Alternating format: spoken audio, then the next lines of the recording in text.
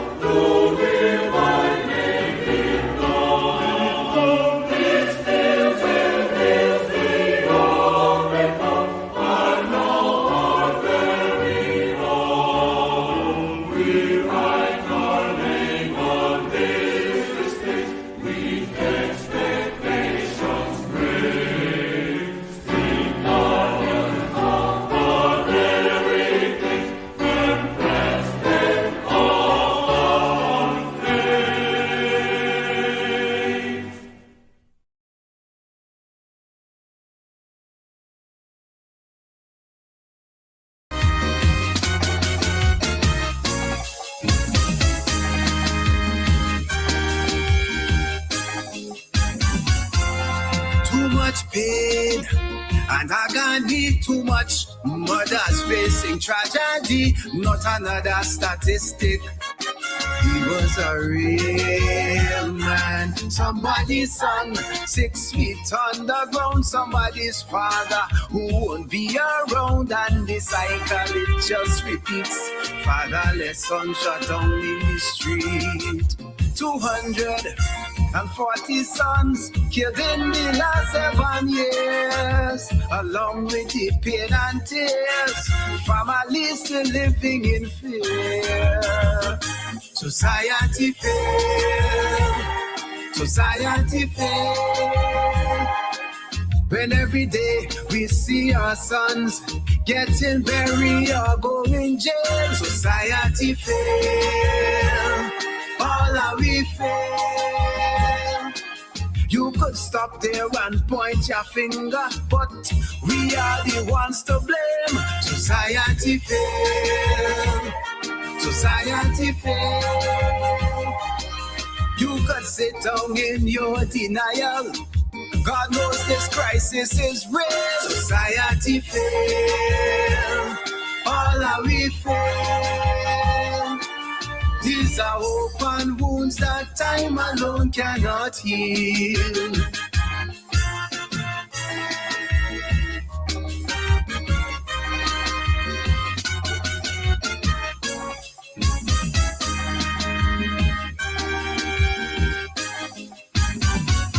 14 years old and he get expelled. Life at home is a living hell.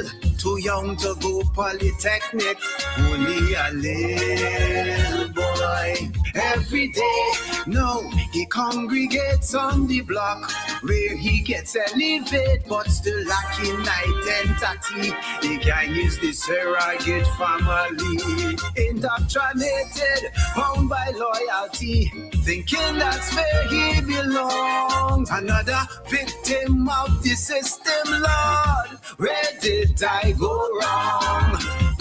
Society failed. Society failed. When every day we see our sons in the paper on the front page. Society failed. All are we fail.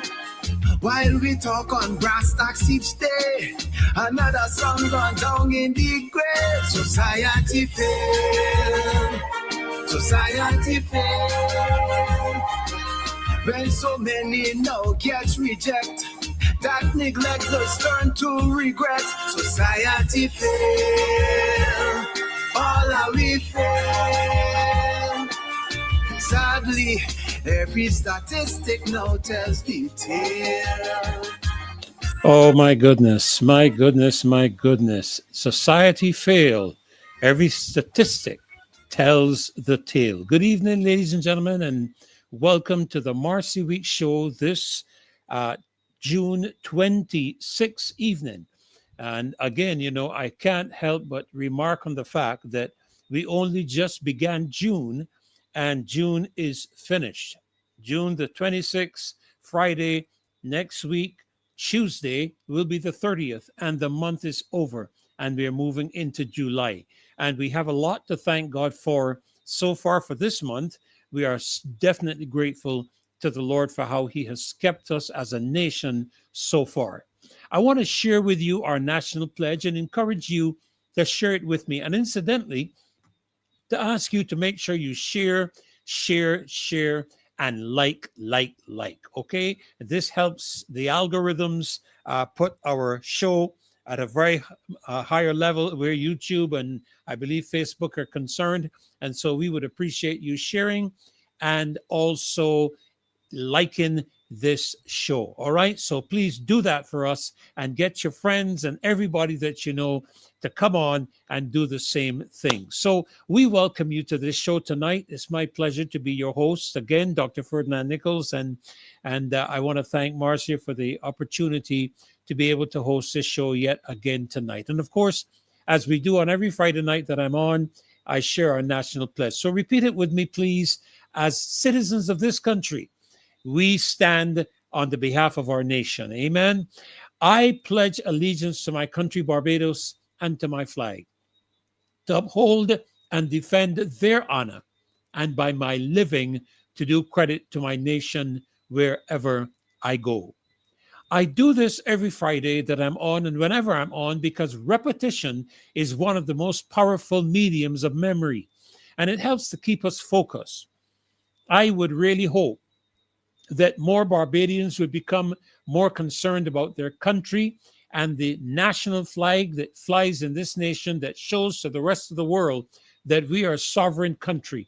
And we're proud to be a sovereign country, not with a higher estimation of pride than we should, but with a sense of decency and dignity. And that is who we are as a people. And so I want to welcome you to this show tonight. And thank you for joining us, all of you, for the loyal opposition. You are making this show a success. Without you, we couldn't possibly be successful with this show tonight. So give me this opportunity just to identify a couple of you as we go through the welcome tonight. We want to welcome you, Judy. Really great to have you back with us again this evening. And of course, Mr. Taroni Hall, you're there. Really great to have you with us again tonight as well. Thank you for turning on and coming in and sharing with us. Monica, great to have you with us as well. And Carol, good evening to you. Marcia Miller, good night to you as well. Great to have you joining us. Marva Lashley, pleasure to have you back with us again this evening. And oh my goodness, Jefferson Sobers. Good evening, Jefferson. Pleasure to have you with us tonight. I met a couple of people today. I can't remember their names at this time, to be honest with you, but they did identify themselves, and I'm so thankful when you do. And I really appreciate that. All right. Sharon, welcome to the show this evening. We're happy to have you joining with us again show. Lucinda Aline, good evening and God's blessings to you as well. Diana Husbands, good night. A pleasure to have you joining us as well tonight. I'm a big girl. There you are. I am a big girl. Great to have you with us this evening as well. Let me make sure I can get it up here on the screen. Laurie Bob, there you are, Laurie. A pleasure to have you with us this evening. Flo Joe Maloney, my speedster girl, there you are, that 100 and 200 meter sprinter out of the U.S., Angela White. Pleasure to have you with us this evening as well. That is Aaron Hunt. God bless you. Thank you for joining us again. And please remember, folk, to like and share. Like and share. Very important that you do that with us and for us. We would really appreciate it very much. Jacqueline Aline, a pleasure to have you joining us tonight again. Sylvia Rock, again, a wonderful joy to have you on with us this evening. Queen D246, good evening. Good evening to you. And Cami, good evening to you as well. Sherry Johnson, good night. Pleasure to have you joining us. And we're looking forward to a great show tonight. We're going to be touching on a number of things. I'm going to really touch quite briefly on quite a few things. The proposed data center here in Barbados. We want to just comment on the climate change and offshore oil proposal that we're seeing coming up here in our country. We want to take a quick look at what has happened to our neighbors right in Venezuela. Had a massive earthquake just, I think it was yesterday. Today is what, Friday? I think it was Wednesday, either Wednesday or Thursday. Tremendous situation there. MAXINE is going to be on, as well as Apostle they're both going to be on to help us with the whole aspect of the immigration and quality of life, Barbados, Barbadian citizenship, and birth tourism. So we're looking forward to a great show tonight. And we want to thank you for coming on and being with us this evening. Now, very quickly, I don't have a lot of time to get into a lot of things to do with the data center. But before I even get into it, I want to make a comment very, very quickly. I picked up a proverb or a saying from Mr. Sowell. Mr. Sowell, Thomas Sowell. He is a tremendous motivational speaker and someone I have greatest respect for in terms of his enunciations. And I received one this evening, and I thought to share it with you here on the show. And it says this, and I'm sharing it for a reason. He says this, and I quote, "Degrees show that you have knowledge in some special area. Too often, they embolden people to pontificate on a wide range of other subjects where they don't know what they are talking about." And I shared that on my Facebook page, and I said this sounds like a good description for most politicians. Because you have people, and I will say this to you, I am no expert on any of the things that I'm engaging. I do a lot of research. I do a lot of reading. I do a lot of watching of videos to do with all the different subjects. When I talk about the WEF, I can send you to the WEF. I can send the information that you can do your own due diligence. And even tonight, there's so many sites that you can go on, so many YouTube videos you can go on that you can take a look at what happened in Venezuela. You can take a look at what is happening around the world as it relates to the whole matter of the data centers and how much pushback they are getting from citizens in every area of life, in the United States, in the European Union, in South America, all around the world, data centers are being resisted significantly because of a number of reasons. And I wish we had the time to express all of them here on the show tonight. But there are a number of reasons why these data centers are being pushed. People are pushing back against these data centers. And there's a growing community resistance that involves town hall protests, petitioners, legal challenges, environmental campaigns, zoning disputes. And you hear nothing of this nothing to do with this in Barbados. And it should be something of concern to all of us. And we have a right to ask questions. What research was done? What kind of studies were done as it relates to the environment? You have a lot of voices that are being raised against these data centers. Now, not to say that data centers, excuse me, don't have a valuable contribution to make to people. I believe they do, as I have done my research. And I have looked at a number of different things to do with the data centers, but there can be no question with regards to the impact that they're having around the world. You talk about things like the electricity demand, where data centers consume enormous amounts of power. The question we ask here is, where is that power going to come from? Is it going to come from solar? Is it going to come from wind? Are you setting up wind turbines? And wind turbines are being pushed back against as well. As a matter of fact, I think it's Germany that just dismantled a number of their wind turbines because they're creating an environmental impact on the communities around them in terms of their noise pollution.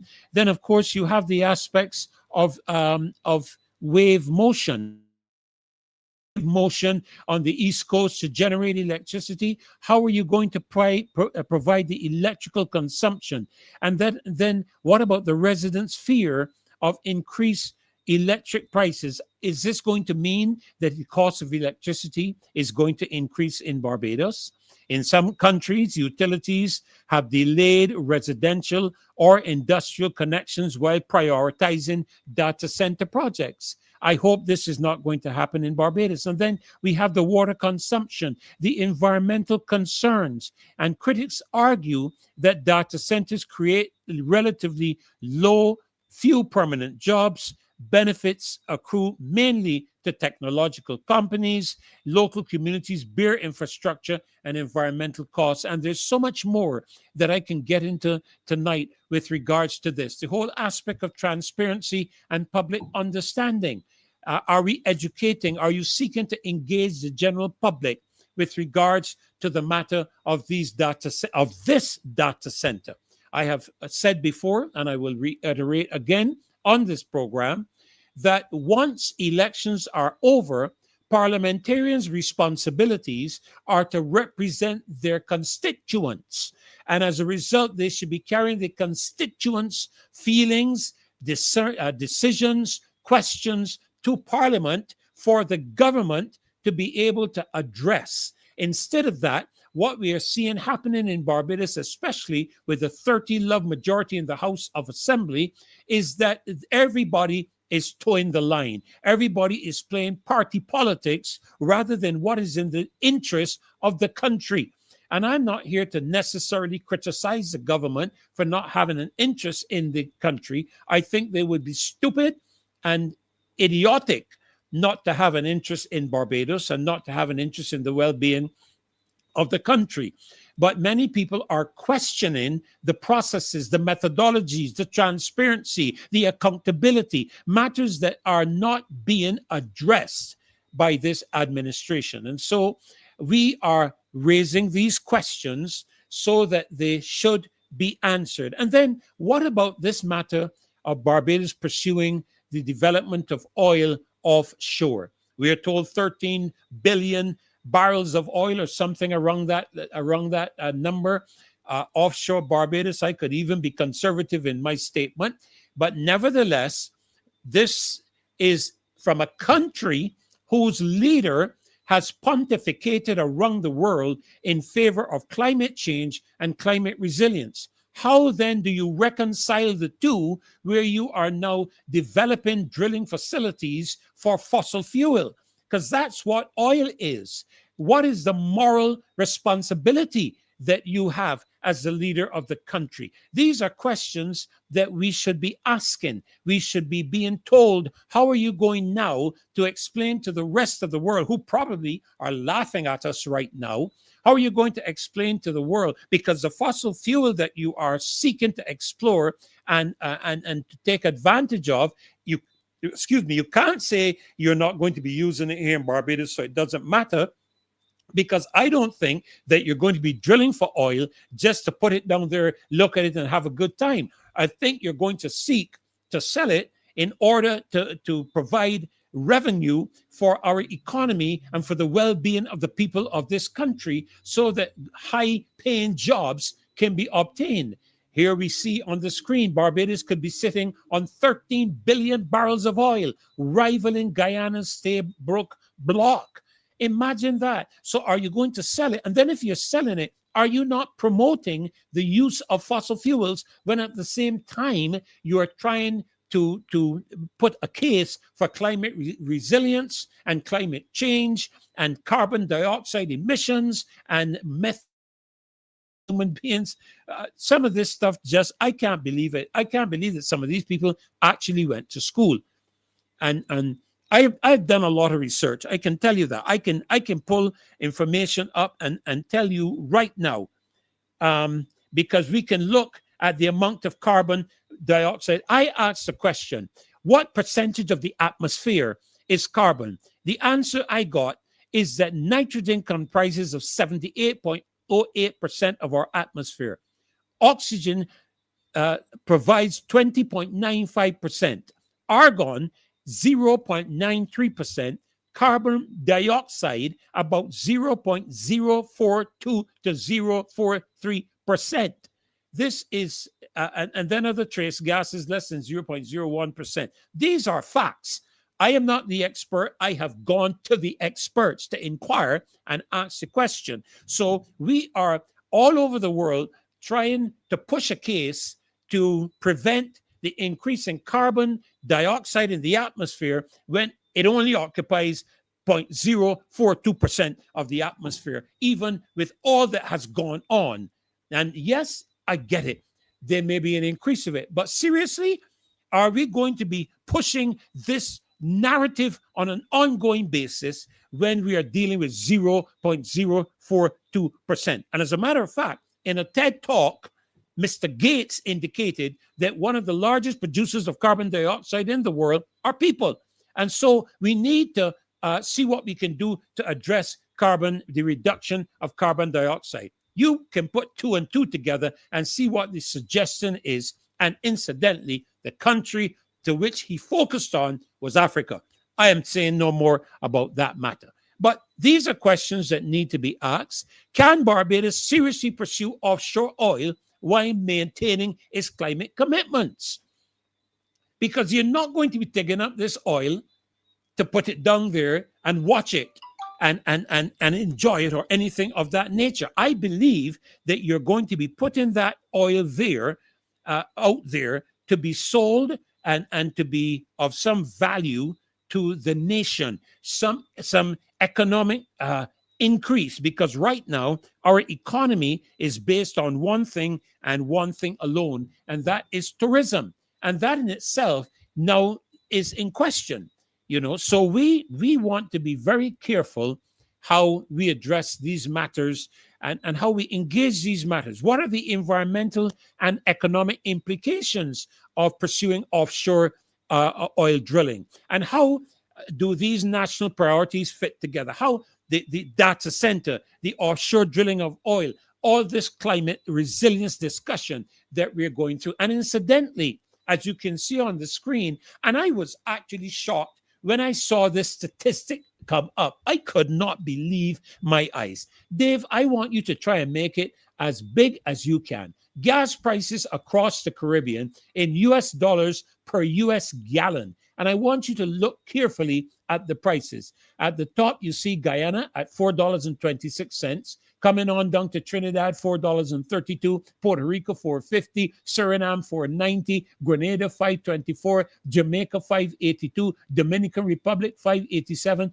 Cayman Islands, one of the supposedly most expensive destinations in the Caribbean, $5.87. The Bahamas, another expensive destination, $6.81. But look at the 17th number and you will see Barbados, $7.54 a gallon US. That is over 15 Barbados dollars a gallon that we are talking about. So Barbados, and I have said it before, Barbados is one of the most, if not the most expensive country in the Caribbean. Take a look at what the price of gas is in the United States, even after and in spite of the war in Iran, $3.92 US. In Canada, $4.96 US. And then in that third one there, Mexico, $5.25 to $5.45. Very similar in Colombia. Very similar price in Colombia. Folks, these are questions that need to be asked. How are we going to reconcile all of this that is going on as it relates to an improvement in the well-being of our country? And tonight we're going to be touching on these matters to do even with citizenship and residency and all of the rest of it. I listened to a short extract of a debate going on in the Senate concerning that matter, and I will touch on it later on tonight when we are discussing the matter. But for a few moments tonight, we want to take a look at our neighbors in Venezuela.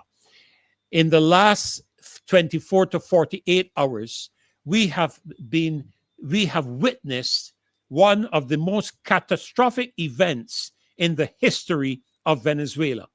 I am told by the experts that this is potentially the largest and strongest earthquake that Venezuela has had in its history, at least for the last over 150 years. We are told that it suffered from two earthquakes within 39 seconds of each other. And my information shows to me that the first earthquake, which measured 7.2 in magnitude, was only at a depth of 13 miles deep. It was followed 39 seconds later with what has been reported to be one of the strongest earthquakes recorded. And some, I can't remember the exact figure, some 3,000 times more powerful than the 7.2 in terms of its energy. 7.5 within 39 seconds at a depth of 6 miles. And we have seen a tremendous devastation. And my understanding from what I have observed, and I have asked Dave to pull up some videos that we can, I don't know if we will necessarily need to have the audio of those videos or if we can just look at them and see what is happening in this country. And there has been tremendous response and assistance offered. Okay, so let's take a look at this one. And Dave, I think we can go ahead with the audio, and I'm just going to mute my mic for a few minutes that we can see what is happening in our neighbors in Venezuela. In Venezuela this morning, a race against time. Rescue teams and volunteers working around the clock to find survivors and recover the missing buried under collapsed buildings. The twin earthquakes striking Wednesday night during a national holiday when many families were at home. New satellite images showing the massive scale of devastation. One of the hardest hit areas, La Guaira, located just north of the nation's capital, which interim President Delcy Rodriguez called a disaster zone. No tiene explicación. Christian Carreño says he lost everything and that people are still trapped underneath what's left of his apartment building. ¿Dónde está mi niño? Mother of three, Diana Delgado, desperate to find her missing 8-year-old son.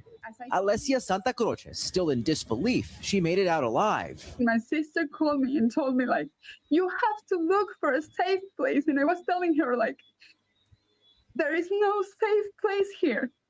It's burning. The buildings are burning. How are we going to reach a safe place? How lucky do you feel to be alive?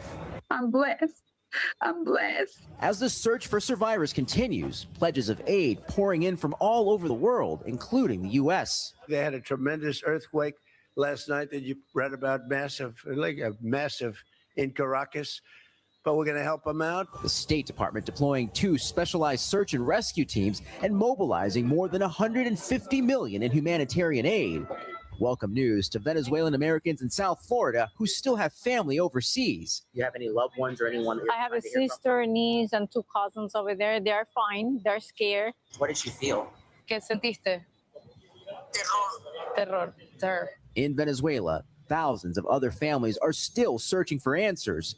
Photos of the missing are spreading across social media, shared in the hope that someone somewhere will bring them home.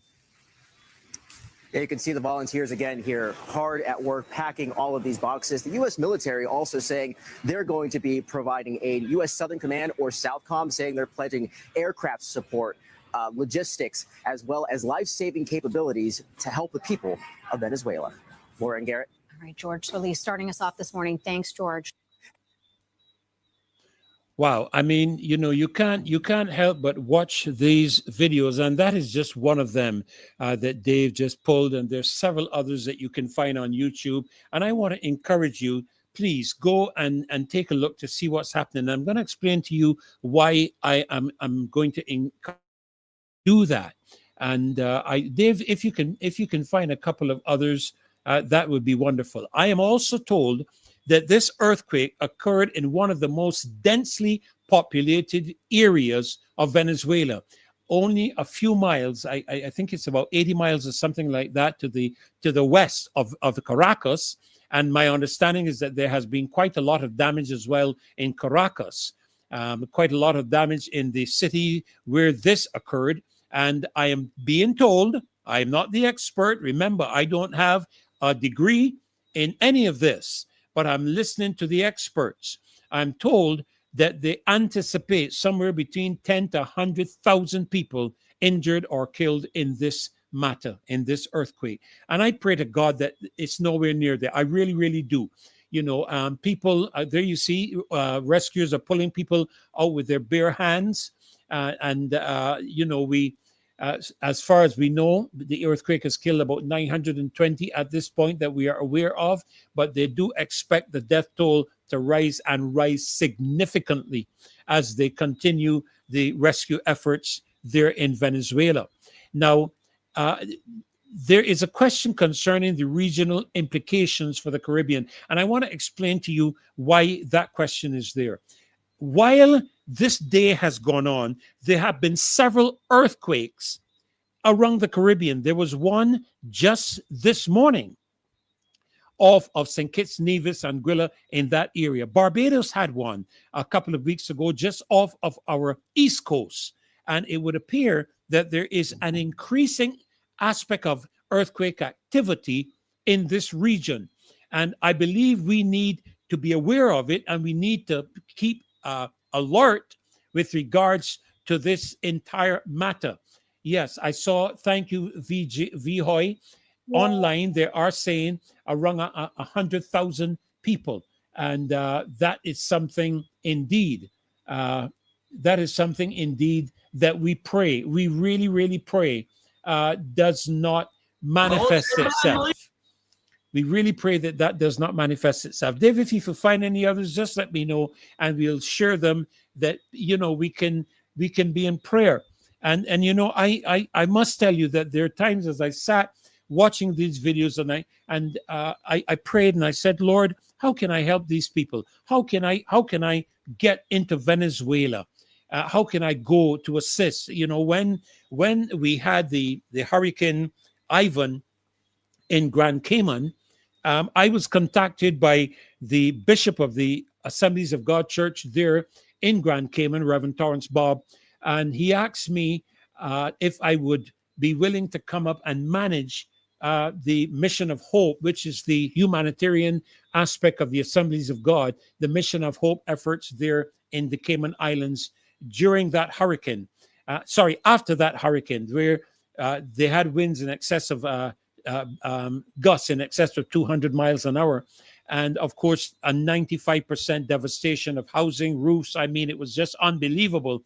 It looked like a war zone when I arrived there. I was also in Haiti shortly after the earthquake in Haiti as well, again with efforts there to help with efforts there as well.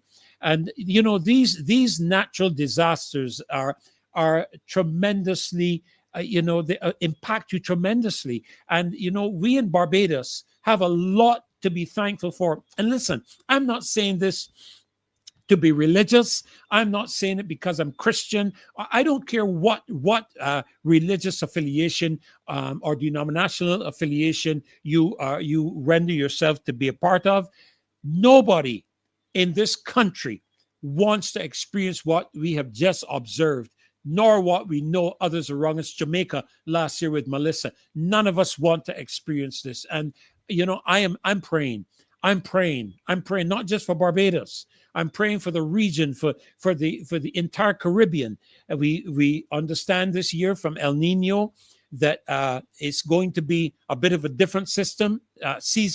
It appears that there's going to be a lot more activity in the Western Caribbean as opposed to the main development zone in the Atlantic Ocean. Not that there are not going to be systems coming across, because we can see a tremendous number of very strong tropical waves coming across from Africa. And so far, thank God, they are remaining south. And we are being told that they're going to navigate more north as the season goes by. But several tropical waves just yesterday, day before today, this evening, we had some touches of rainfall coming out of some of those tropical waves that are slipping past to the south of Barbados. I am not a meteorologist, but I do follow some of the top meteorologists. I follow NOAA. I follow Mr. Weatherman. I follow Weatherman Plus. Both are fully qualified individuals. Mr. Weatherman actually was just in Trinidad and was in Barbados a couple of weeks ago as well. They're two experts in the weather. And I must say to you that, you know, we're talking about climate change. People are talking about climate change. This all began, as far as I recall, in 1993 with Al Gore with sustainable development. And he began to prophesy, if you can call it that within 6 to 8 years that the coastlands of countries around the world would be overwhelmed by the oceans. And, you know, islands like Barbados would be overwhelmed. Well, I don't know about you, but I continue to drive around and look at the coast of Barbados where you can see it, because it's becoming increasingly difficult to see any of the ocean that we used to see in Barbados along the west coast, and for that matter, even the south coast. It looks like we're going to have to go all up in St. John and walk the hills if you want to see something, or going down on the East Coast Road and drive along down there. But I don't know that we have lost any land or lost any significant aspects of beaches. What I do know is that recently, in an article I saw carried in one of our local media newspapers, that we have had significant damage done to our coral reefs. Now, of course, again, I saw some aspects of discussions around, the vessels that are docking, the cruise ships that are docking, all of these vessels that are burning fossil fuel left, right, and center. And tourism is supposed to be our mainstay, and cruise tourism, one of our major planks in the tourism industry. These are the things we're being told. These are the things that we're being told. But I am aware of the fact that there are those who are investigating the matter of the authenticity of the charges as it relates to the whole matter of climate change. Because one thing is sure, it's consuming a lot of taxpayers' money, and a lot of the rich are getting richer and the poor are getting poorer as a result of all this so-called discussion surrounding climate resilience and climate change. Now, no one is going to debate necessarily that our climates around the world are not beginning to change. I recently watched scientific information and read scientific information to show that there is a movement of rainfall toward the northern segment of the world, where the equatorial area that was once flooded, with rainfall and so on, that is beginning to shift to the north of the equator. And certainly we are dealing with very dry environments at the moment. Africa dealing with them, South America dealing with them. We are seeing some significant dry spells even in Europe and in the United States. These are things that we are aware of. We're also aware of the fact that these are the things that mainstream media is not going to tell you. We have had a 575,000 ton increase in ice in the North Pole. 575,000 tons. Those are facts. If you doubt me, do your research. Go and ask the questions and see what is happening. I'm also aware of the fact that we have had increases in the growth of forests and forestation, and even though there is some deforestation occurring, there are other areas that are springing up. And we saw trees being planted, I think in Europe, 11 million or something like that being planted there. And then when you discuss the matter of carbon dioxide, listen, this is some business that you all really have to give some thought to.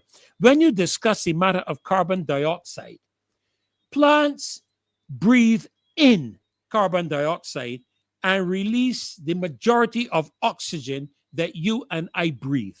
So we have to be very careful how we are talking about carbon. And I've heard Mr. Gates express this: carbon dioxide emissions to zero.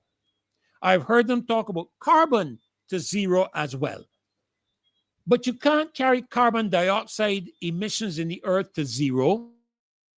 Plant life on the planet would die. And since it's plant life on the planet that gives us oxygen, look, this is stuff you all learned at school. This is stuff you learned at school. If the plants die that deliver the oxygen that we breathe, what do you think is going to happen next? I'm going to leave you to answer that question. The major gases that I'm told come from fossil fuels, one of them is carbon dioxide. It is the primary emission is produced when carbon in fuel combines with the oxygen during combustion. But carbon dioxide, a major percentage of it, is absorbed by plant life. But we are aware of the fact that there is an increase. We accept that. There is an increase in the emissions of carbon dioxide. But another major gas from fossil fuel is water vapor. It's also produced when hydrogens in fuel burn. It is not harmful in itself, but it's part of the combustion chemistry, and we get water where that is concerned. I'm not the expert. I'm reading the information that I asked the experts for. And in case people think that you can't reach experts, I had a show or two with Dr. McCullough during the pandemic. Dr. McCullough sat in front of the American Congress and in the European Union. And I was about to say something, but I'm going to hold it. But we have had discussions. We had an interview with Dr. Maloney, the man who is the architect of the mRNA technology. We had an interview with him concerning it, and I'm not going to delve into all. All I'm saying is, if you want to get a hold of the experts, you can reach them. There are people you can reach. And I tried, and I got through. I saw an article, and I couldn't believe my eyes. In the United Kingdom, they're ripping air conditioning units out of people's homes, claiming that they are producing carbon dioxide emissions. I couldn't believe my eyes. Now, I am not an expert when it comes to air conditioning units, but last I checked, air conditioning units do not deliver any kind of gases unless you rupture something in the air conditioning unit. It simply blows air across a screen or a facility or a piece of equipment that contains a particular gas which kills the air, and you get the air conditioning. But they are being ripped out of homes in the United Kingdom under the guise of producing carbon emissions. I couldn't believe my ears. I couldn't believe my eyes when I saw this foolishness. And we looked at a number of the refrigerants used, the R22, the R410A, the R32, the R454B. These are all refrigerants used that are sealed in the air conditioning units. And if an air conditioning unit is working properly, these gases remain sealed inside the system. They should not be released into the air. Where are you getting carbon emissions from air conditioning unit? I have said that the government of the United Kingdom has gone insane. And I'm happy to see the Prime Minister resign. I am really, really happy to see the Prime Minister resign. I don't know if I should be saying these things on the air, but I'm thankful that he has stepped down because he was he was doing the United Kingdom gross injustice as the Prime Minister of that country. And I am embarrassed to even see our Prime Minister standing up with him. You got to be careful who you associate with, My mother told me, be careful with the company you keep. You can tell a man by the company he keeps. And when I see people, our leadership, rubbing up with Bill Gates, rubbing up with Charles Schwab, rubbing up with Starmer, rubbing up with the fella from Canada, when I see these things going on, I am saying, wait a minute. I thought in 2022, we became a republic. Why are we rubbing up with these people? Not that you can't have relations. Don't get me wrong. But why are we getting on as if we can't exist without these people? These people have carried us to the coals, literally. Carried us to the coals. And we there with a prime minister who has had to step down under the pressure. Even his own cabinet, that's why I respect some of the people in his cabinet. They step down, they resign their portfolios. I challenge any parliamentarian in Barbados. Well, they can't do it here now in Barbados because there has now been legislation passed that you can't cross the floor. So what has happened is that the prime minister and the government have ensured that there can only be one party in the country. Only one. Because if anybody in the government right now, anybody makes an attempt to leave the government and to represent the country as it ought to be represented, they can't do it. They can't cross the floor and sit down. They have to go back to an election. They have to have a by-election. You have to go back to the electorate and ask them for your vote. I hope it happens because Barbadians are waking up. This stuff is getting around. We now have a case, and I'm just touching on things. I'm just touching on it very quickly. And I haven't forgotten Venezuela. All of this to me is tied together. It's not separate. These are things that we have to consider seriously because when things happen, I know people are going to tell me, but we don't have any resources. Who are we going to call upon? There are agreements in place in terms of countries, bilateral agreements that are in place in terms of countries for assistance in the event of natural disasters and national disasters. These are things that you don't have to be a slave to anybody in order to have these matters in a place where we can obtain assistance. But we continue, as Mr. Barra said, to loiter on the doors of our colonial masters.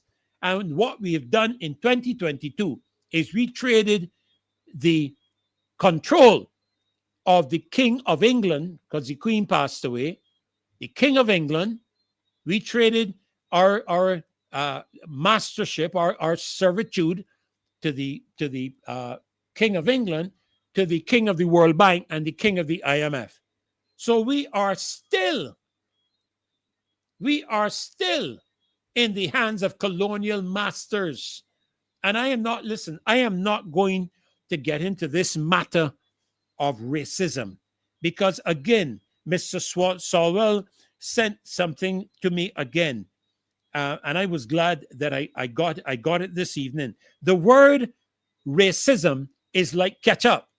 It can be put on practically anything, and demanding evidence makes you a racist. That is what he has indicated. Racism is like ketchup. It can be put practically on anything, and demanding evidence makes you a racist. So I'm not talking about racism here. I am talking about servitude. I am talking about the ability of Barbados to stand on its own 2 feet. I am talking about the fact that as a country, we had prime ministers that allowed Barbados to stand on it alone. We talk about punching above its weight. Our current leadership did not position Barbados to punch above its weight. Our past leadership did that. Mr. Barrett did that. Mr. Adams did that. Mr. Arthur did that. Those are men that put our country in a position. And there were others that came along and contributed afterward. Frondell Stewart, Mr. Erskine Sandiford, and our current Prime Minister. But you can't claim to be the persons who put Barbados on the map. That isn't true. And if anything, you're creating an embarrassment for Barbados now because of the matter to do with climate resilience. But let me get back to Venezuela. Because we need to take a look at our relationship with Venezuela. What is happening? What is our government's action? I haven't heard anything. I don't know if anything has been announced or whatever. I haven't heard anything. And if any of you have heard anything, please make sure you put it in the chat here that I can reference it. But there are a number of newspaper articles, a number of news reports that are coming out of Venezuela. Tremendous devastation, tremendous scenes of death. And when I look, I am challenged to figure out how they're going to pick that country back up. How are you going to? Well, not just the. I don't think it's the whole country that has been affected, but it's specific areas. And as you all would know, last year my wife and I spent about 3 months in Colombia with her medical emergency to save her life. And I saw some of you asking on the chat earlier, how is she doing? She's improving. She's not out of the woods. She is getting better, a lot stronger. And very shortly, as we are continuing to keep in touch with and report to the Hospital International Colombia concerning her status, we expect to be returning there shortly. We are working on raising the funds to do that, and so that she can complete all of her tests, all of her challenges. We were not even aware of a couple of minor strokes that had occurred. She had issues to do with mold and mildew because of the very old home that we are in here in St. George. And she has several other physical challenges. And if any of you know my wife, you see her going along and you would never think anything is wrong with her. And I just want to thank God tonight for preserving her life. I really, really do. And she's a tremendous woman. And even in spite of what she's going through, she's still offering assistance to people. She's still counseling with a young lady who attempted to take her life a couple of years ago. She's still working with people. And I really thank God for her. And, I'm grateful. But we were there in Colombia, and we asked about these earthquakes because we were on the 8th floor of a facility where we were staying for those 3 months. We were on the 8th floor. And when I looked at the imagery of people running down steps and coming to the bottom to find they couldn't get out because of the stuff that had collapsed, I tell you, it was just heartrending, sorry. And I must say, my heart goes out to the people of Venezuela. I want to ask you to be in prayer with them. And, if we wait to see what the government's response is going to be. But we do need to pay attention because there are developing conditions around the Caribbean. There has been an increase in earthquake activity. This is a fact. Dave, I wish I had sent you a video from Mr. Weatherman, who just today reported an earthquake. I'm going to try to send it to you. I don't know if you will be able to get it up in time. I'm going to see if I can get it to you. If I can get it to you in time. But just today, new shaking earthquake 11 hours ago. I'm going to try to send this to you, Dave. And if you can pull this in, it's not a very long video. And if you can pull it in, we can probably take a quick peep at it. I just sent you the link there on WhatsApp. And if you can pull that link in, that would be wonderful for us to look at, because there is a lot of activity happening around Barbados. There was a 4.6 magnitude earthquake just off of, let me make sure I get it correctly, just off of Antigua and Barbuda, Guadeloupe and Montserrat, just off to the east of Antigua, Guadeloupe, Montserrat. And this is something that should be concerning all of us. It should be. Thank you, Dave. Let's play a few minutes of this. Mr. Weatherman was in Barbados a couple of weeks ago. He was in Trinidad last week, I believe. And let's just hear for a few minutes, Dave, what he has to say about this increased activity that we're seeing. 2026. I'm meteorologist Brian Shields. New shaking from overnight or very early this morning, just offshore of Antigua and Barbuda in Guadeloupe, an earthquake 4.6 in magnitude, so kind of pressing 5. So that's kind of the threshold of where we really watch out for some shaking. Rather shallow, so you may have felt it. I think a lot of us slept through this. Let me know if you did feel it, but it was on the shallow side. So if you happen to be up super early in the morning and maybe not doing a whole lot or working an overnight shift, you may have felt some of the shaking. Montserrat, back toward Guadeloupe, Antigua and Barbuda in particular, with this earthquake. There are different types of plate boundaries. This one along a convergent plate boundary where you have one plate going underneath another, and sometimes you get a little bit of lift. And I always monitor the tsunami threat with a convergent plate boundary, especially because you do get a bit of that lift. There were no tsunami warnings or anything like that issued. There's been additional shaking north of Antigua, north of the British Virgin Islands, 4.0 in magnitude recently. Florida about 4.5, parts of Guatemala, El Salvador and Nicaragua the last few days. So watching that, of course, this on the heels of what happened a couple days ago, the double earthquakes, the 7.2 in magnitude in Venezuela, and that was followed 39 seconds later by a 7.5 in magnitude. And there have been some aftershocks, which of course hamper, at least temporarily, some of the ongoing rescue efforts there.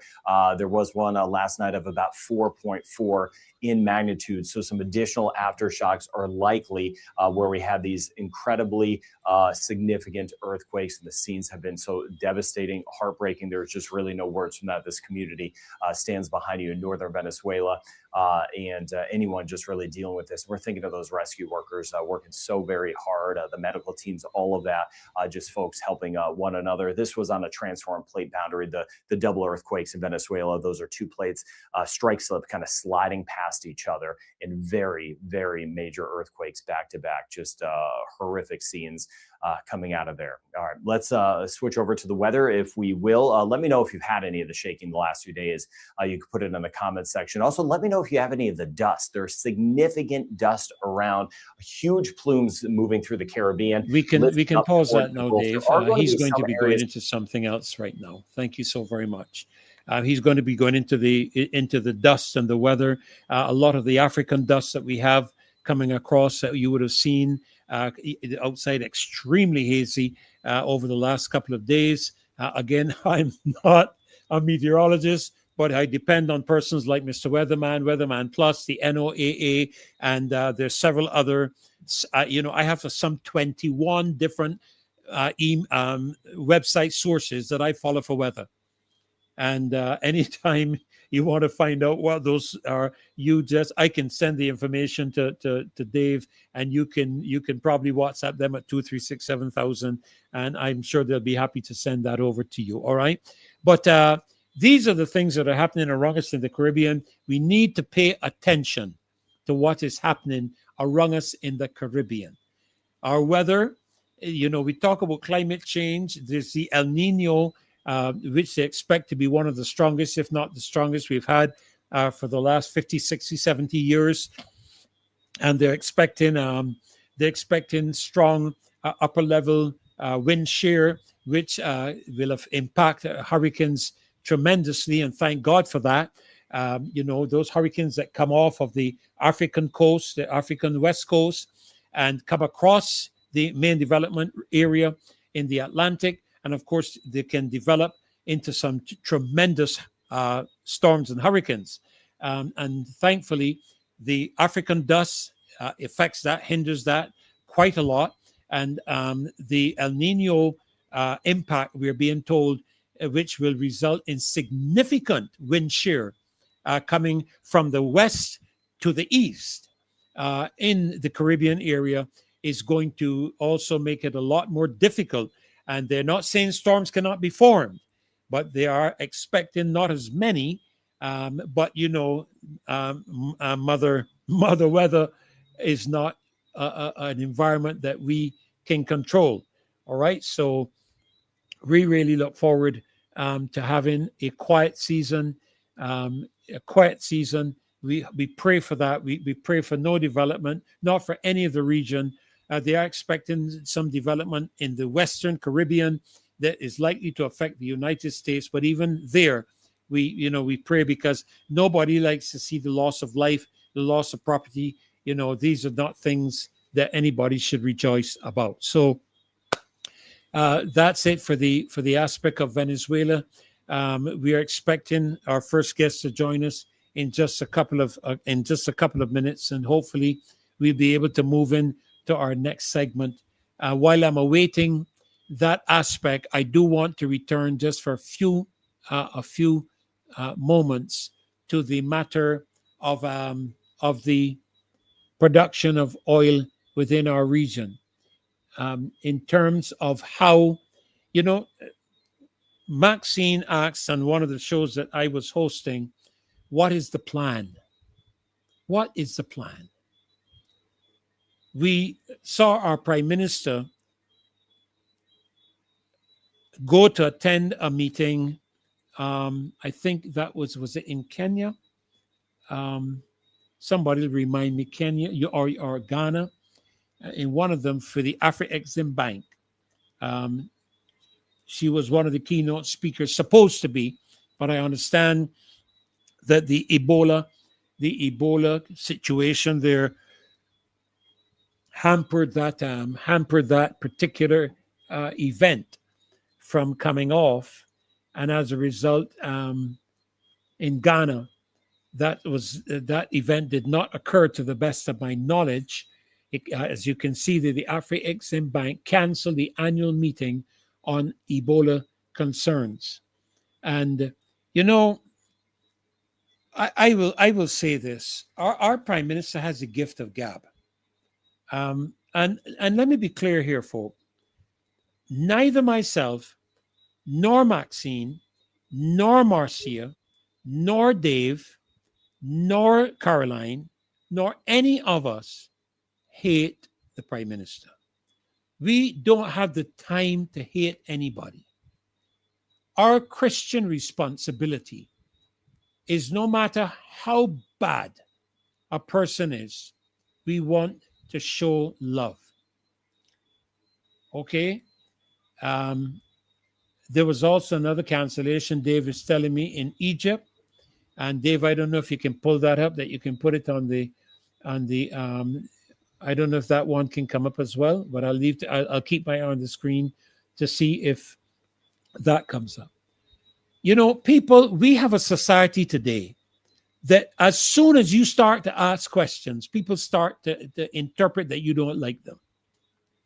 As soon as you disagree with somebody today, it is as though the first thing interpretation is that you're misogynistic, you are racist, you are hateful. That's the first thing that people are telling you now. Just because, oh yes, sorry, thank you so much. Ghana was about the reparations. Yes, thank you so much, Dave, for correcting me. Ghana was about the reparations, and Egypt, I think, was the Afro-Exim Bank. I believe that was correct. If I'm not correct on it, Dave, because so much information has gone through my system over the past week that I may have one or two mix-ups in a couple of areas, and it is human to err. But it takes a computer to really mess things up. Okay, that's a joke we used to have years ago.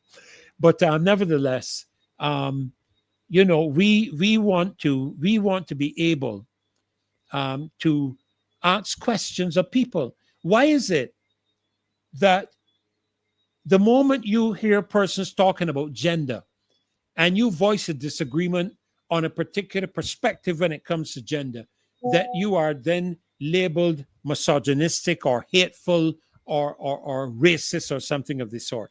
And this is the problem that we're having. As a result of that, people don't seem now to want to ask any questions. But we have to ask questions. And the reason you have to ask questions is because information is not forthcoming. If information was forthcoming, there would be no need to ask questions. If transparency existed, there would be no need to ask questions. If accountability was prevalent, there would be no need to ask questions. And that is the reality. And I make no apologies for putting these things out there. The government people seem to have an attitude. And listen, I realize today is what? I think it was last week. It was last week that the put his foot in his mouth and made a boo-boo. And we opposed it. We spoke about it. People, dealt with the matter. And he came back and he apologized. What I found disturbing was that people couldn't seem to believe that the man could make an apology on his own recognizance. All kinds of statements being made about the government made him do it and he had to do it. Look, I am going to give the governor of the central bank the benefit of the doubt and accept his apology as a sincere effort to correct the mistake that he made. And don't worry to tell me anything about his demeanor or otherwise. Make mistakes. Jesus Christ had a situation in which he had to tell the people, he that is without sin cast the first stone. Who are we? All have sinned and come short of the glory of God. All of us make mistakes. All of us mess up, foul up, some worse than others, some more public than others. Some of the people who are critical of him are worse than him in secret. It's just that theirs has not come out into the public domain. Okay? Grateful. But I want to say this. Some of our ministers of government and some of the attitudes, the arrogant, proud attitudes that I see some of our ministers speaking with, you need to learn from the central bank governor and come with a little more humility and speak to the people. Well, I see my first guest in the back room. I'm just waiting for an acknowledgement from her to let me know that it is okay to bring her in. I see that acknowledgement. Is that an acknowledgement, or are you telling me to hold a bit? I love that. I love that. I want you to do that when we come on the screen. Okay. Oh my God. Good evening, Maxine. Would you give me that? Would you give me that? You have to unmute, but whatever you do, you're still muted. You have to unmute your mic.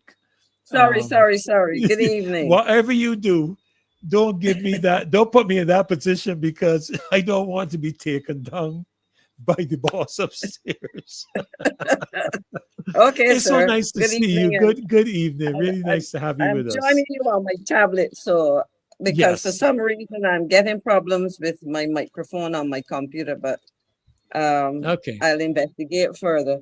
Well, I've been following the program and I really am concerned because you were talking about the earthquakes, of course. And the truth is, once you get, and I'm no geologist, no scientist, but we hear about the movement in the tectonic plates. And once you Yes. start to get movement, Yes. it tends It's cause for to concern. occur, Yeah. Yeah. And in fact, I was telling a friend recently, some of my beach mates, that if they check the relevant sites at the University St. Augustine, their Yes. sites, you would realize that we have earthquakes of varying magnitudes almost daily in this hemisphere, Yes. Yes. you know, Yes. You're and correct. You're so correct. that, but and my heart's go out to my heart goes out. I say my Yeah. heart as if I have more than one. My heart goes out to the people We of wish when we see what's happening in Venezuela, we wish we had more than you one know, heart. Yeah. because I've been to Venezuela multiple times, and Yes. you know, the Caracas, for example, and its environs are heavily populated. And as you can see, you have multi-story buildings, and those things often worry me when, you know, in terms of the safety after these kind of earthquakes, etc. So that bothers me. We saw last year the devastation in Jamaica. We have seen what happened. You mentioned the Cayman Islands. I remember Hurricane Ivan very well. I was involved in the cruise terminal at the time, and so on. So really, and we are faced with multiple extreme events, weather events in this part of the world. And I pray that, you know, there's assistance given to the people of Venezuela. In fact, I saw a video today. Somebody was sharing something where you had several earthquakes in the last couple, and I think you touched on that. And this perhaps is of great concern because we saw a lot of movement of citizens of Venezuela given the problems they were facing. And to compound the situation with this kind of devastation is going to lead, I am sure, to more you know, movement of people out of the, not only out of the particular, the areas that have been affected, the affected areas, but probably out of the country. And so, you know, one of the things that we'll talk about is migration, immigration, and so I really hope that, as I said, as much assistance in country can be given so that people's lives can be brought to some semblance of normalcy as soon as possible. You know. I'm not hearing you, so you might have muted Oh yourself. no, not at all. No, I endorse what you say. Absolutely. You know, I don't know what that means. I don't know what any of this disaster sense means. You know, when I went to Cayman, I was stunned to see people of all walks of life, expats, extremely rich people, extremely poor people, all lining up because back in at that time they were feeding, the supermarkets were providing food because there was so much devastation as a result of Hurricane Ivan. And, you know, that was the first, no, that would have been the second. My first was Haiti, the earthquake in Haiti, when I went in and to, again, assist with humanitarian efforts there. And, you know, Maxine, all I could say was, you know, thank God. You know, I felt for the people, but when I look at our country, you know, I thought to myself, if Barbados had to go through something like this, my God, how would we cope with it? You know, I don't know how we would. That's the honest truth. I just don't know how we would. I don't know that we would. I think that the few in my lifetime, and I've been around now for quite a while, we both have. Well, right, and just before our time would have been Hurricane Jeanette. We have not seen anything of that nature since we were born. That's correct. And that worries me because when you think about, I remember distinctly Hurricane Ivan, and I remember Cayman Islands because there was, I was on the board of Bridgetown Cruise Terminals at the time, and I remember we were affected. But before the facility closed in advance of the weather coming through to Barbados because we didn't have hurricane force, a hurricane force situation. We had tropical storm at most. Yes. In terms of that, but there was a lady who lived in the Cayman. Her husband, she was Barbadian, married to, I think he was British. He was a banker, if I remember. And she was planning to leave to go there if she could have gotten out of the island. Fortunately, she did not. And when she recounted his experience, she was telling me they had like a 10 or 12 seated dining table, which was taken out of the dining room by water. Yes. Yes. You know, and so Yes. I mean, it was horrific. In fact, one of the things that came home clearly to me, and you lived in Cayman Islands, so you would know about this. Everybody was into smart cards. You wanted gasoline, you produce a card, you go to the Yes. supermarket, you know. And I reminded some friends of mine only this week that during hurricane season, it is always important to have cash on you. Because you know, we try for convenience, for safety, not to walk around with lots of cash on you or to have cash on you. But think about it, electricity goes. An ATM card is useless. Correct. Correct. You know, you go to the supermarket and there's no electricity. A debit card or a credit card is useless. It's useless. You know, but so Well, I can tell you, I Mhm. can tell you, Maxine, I remember going down South Sound, you know, and South Sound is an area where some of the very elite live, some of the loveliest homes, very wealthy people live in that area. And I asked my driver to stop, and this was on the beach side. And I just wanted to see if there was any damage, you know, to the beach or anything. You know, when I walked through the little pathways that sometimes can exist between the homes, and I got onto the beach and I looked around, none of the houses on the beach had backs. All of them were completely torn away. I saw refrigerators on the top floor from you know, the ground floor. And I remember interviewing a lady who lived East End, and she rushed out of her home because her house is a 2-story home and waves were crashing over the top of her house. Wow. I can't even begin to, and I mean, you're talking 35 feet, you know, and I can't even begin to envisage what that would have been like for her, you know. So I will say, you know, I just thank God. I felt for them. You know, I did what I was sent there to do in terms of managing the humanitarian efforts and so on. But I will tell you, I really couldn't believe it. I couldn't. It was like a place that had been hit by a war. Absolutely. Well, this is the reality that we face in the region.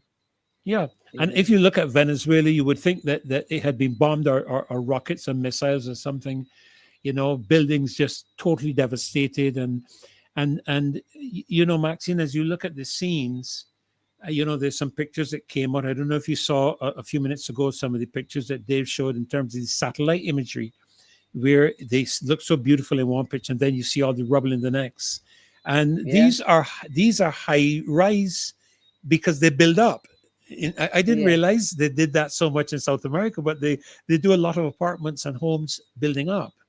You know, the populations are such that they need, you know, they have large populations. Yes, and yes. so- Well, you are here. I understand you're going to be discussing with us, and I'm going to just open the gate and let you loose to engage the aspects of immigration and a very important subject which caught my attention: the quality of life. And I think these are important subjects. So let me get out of the way and let you go right ahead. Well, thanks a lot. And I just so people understand. Well, basically, we have been talking about citizenship legislation and adjustments to immigration legislation and so on. But I think in order to put this into proper context or to understand why this is important, we have to remember at the heart of this, we are talking about people's lives. Individuals who may leave their homes or leave with their families to come to another jurisdiction in search of a better life, sometimes temporarily as migrant workers, sometimes seeking to relocate, sometimes on their own, knowing that they have families at home to support, etc. And I will say this because I was vilified, and I would say generally unfairly so, because I had the responsibility of dealing with immigration matters when I was minister in the Prime Minister's office, and when I was foreign minister, those things continue to be part of my remit, I would say. And we had a situation in Barbados, I would say between 2006 and so on. There was a lot of construction. Remember the preparation for the Cricket World Cup and all of these things. And there were a lot of people here. And you would hear Barbadians say that the Democratic Party government chased people out of the country. That was not true, but I'm not going to belabor that point. What I can tell you, that as minister, from my heart, I saw it was my job to address many of the, I wouldn't even say irregularities, the corruption, the exploitation, and things of that nature that would have been happening to people. And a significant number of those persons were Guyanese workers. We know what the situation was in Guyana for many years. Yes. Notwithstanding the many resources that the country have. We are seeing now the growth of the economy because of oil. Now, hopefully that will cascade out up and down to the population. And people can, and we see many people go home. The Guyana that I last visited about 3 years ago was not the Guyana I visited first as a minister in 2008. As a result of that, people came here in large numbers. Mm-hmm. And at the same time, what I discovered then, that we had a significant number of Jamaicans on the island as well. And I will say this, part of being able to identify one nationality over another, and in fact, I would say that in the case of Guyana, it was people were able readily, until people spoke, to identify by ethnicity. You saw an Indo-Guyanese, you recognize him or her. But when you looked at the numbers, and I would have been receiving complaints, etc. Now, what is the significance of this when we talk about quality of life for all? Because what I indicated that the topic we're talking about is immigration and quality of life for all. With movement of people, people often leave their countries. There are several categories. People travel on holidays, wealthy people travel, professionals, in certain areas, doctors, nurses, teachers. If we look at the Caribbean, a lot of these people find themselves migrating for opportunities. But in those kind of categories, these people have choices.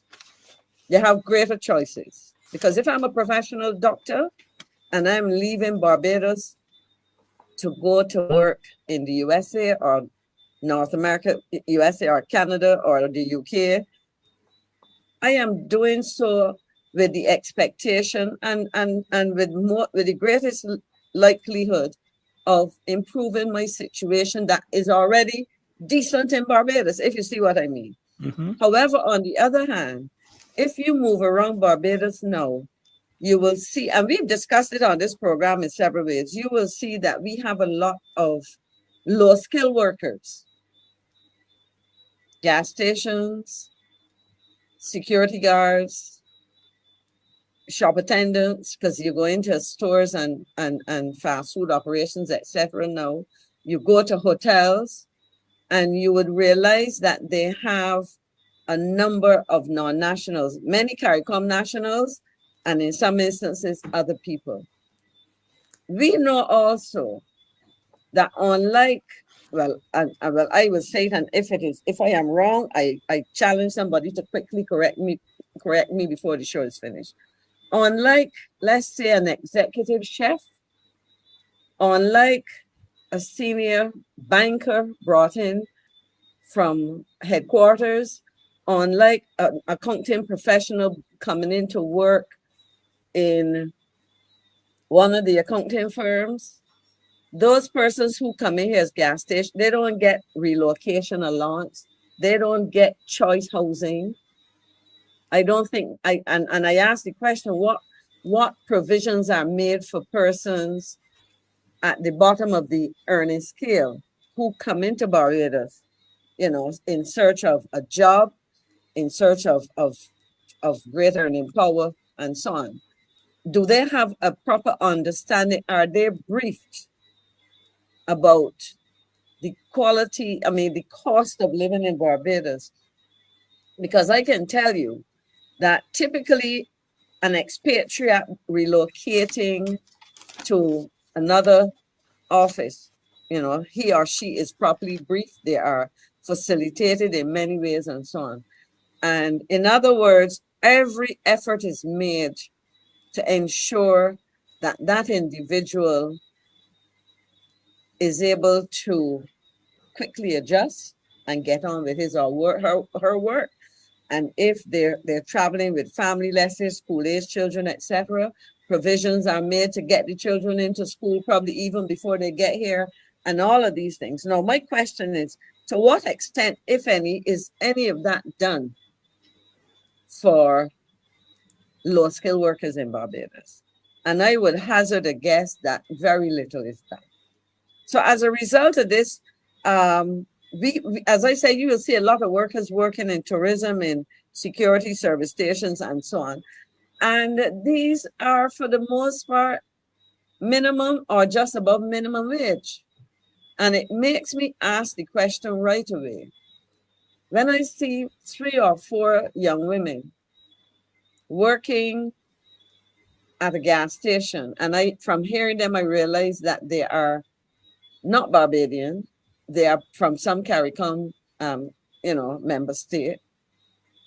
I ask the question, how are they surviving on that salary? What quality of life do they have? Are they sharing an apartment where the individual has, significant privacy in terms of having his or her own room? Essentially, I ask the question, what are the living conditions? Because we have heard sad stories told in the past. I have witnessed in the past conditions where some people were forced to live. People renting a room, and when you look at what they're paying, they're being exploited because collectively, by the time the landlord, we hear about slumlords, that kind of thing happens too. The landlord is essentially getting a lot of money. Now that is on the side of, and so I mentioned housing. What about the other social services? We in Barbados have become accustomed to and expect. We have problems with our healthcare delivery, but when we compare it to other places, we are supposed to be provided with comprehensive health care. The question is, are we able to accommodate, what provisions are made for persons like this? And so I am very concerned that, when we look at these, we can ask some very serious questions. For example, are the workers that we are bringing in earning wages that allow them to live with dignity? Because it's one thing, if in a Barbadian household, you have a family of 5 or so persons, 2 adults and 3 children. 2 of them are teenagers just out of school looking for work and so on. That individual, and you say to the person, take a job because, there's dignity in work. It is not going to be your career, but go and get a job. Get some kind of experience under your belt. That person can go and work. They can work in the tourism sector as a room attendant, a waitress, a waiter, kitchen assistant, whatever. But recognize that individual in the initial stages, he or she is living at home. So at best, they're probably sharing expenses. At worst, they may be carrying a significant burden if there's more unemployment in the house, etc. But that is not necessarily the case. So my concern is that these are, we talk about the need for these things. And I ask myself, what is happening? What is happening in relation to our workers? Because I do not believe that as a country, we should have separate standards or separate rules for locals and others. In other words, workers coming in should not be pushed to accept substandard wages. We have trade unions that in my lifetime, in our lifetime, let's say, because we would have seen these things evolve, trade unions sometimes, even though certain categories of workers were not members, they benefited from the efforts of trade unions when they negotiated conditions for example, in the tourism sector. You know, the entire sector may not be unionized. Every single hotel, every single restaurant may not be unionized. But when negotiations took place, essentially you saw other people benefiting. Right now, you don't hear anything. You know, I actually, and I think I maybe would want to share this because I know time gets away. I talked about the hospitality industry, and one of the questions that I would want to know is what standards are we insisting on, if any, in Barbados? So in other words, can somebody point me to some documented policies, standards, etc., which are intended to guide employers? And I shared something. There's something called the Sustainable Hospitality Alliance. If Dave can find it, there is a kind of fact sheet, so to speak, which really looks at suggesting the recruitment of temporary workers. So it's called Temporary Migrant Labor in the Hospitality and Tourism Industry. And what this organization, this alliance is seeking to do is to recognize that in the tourism sector across many jurisdictions, many countries,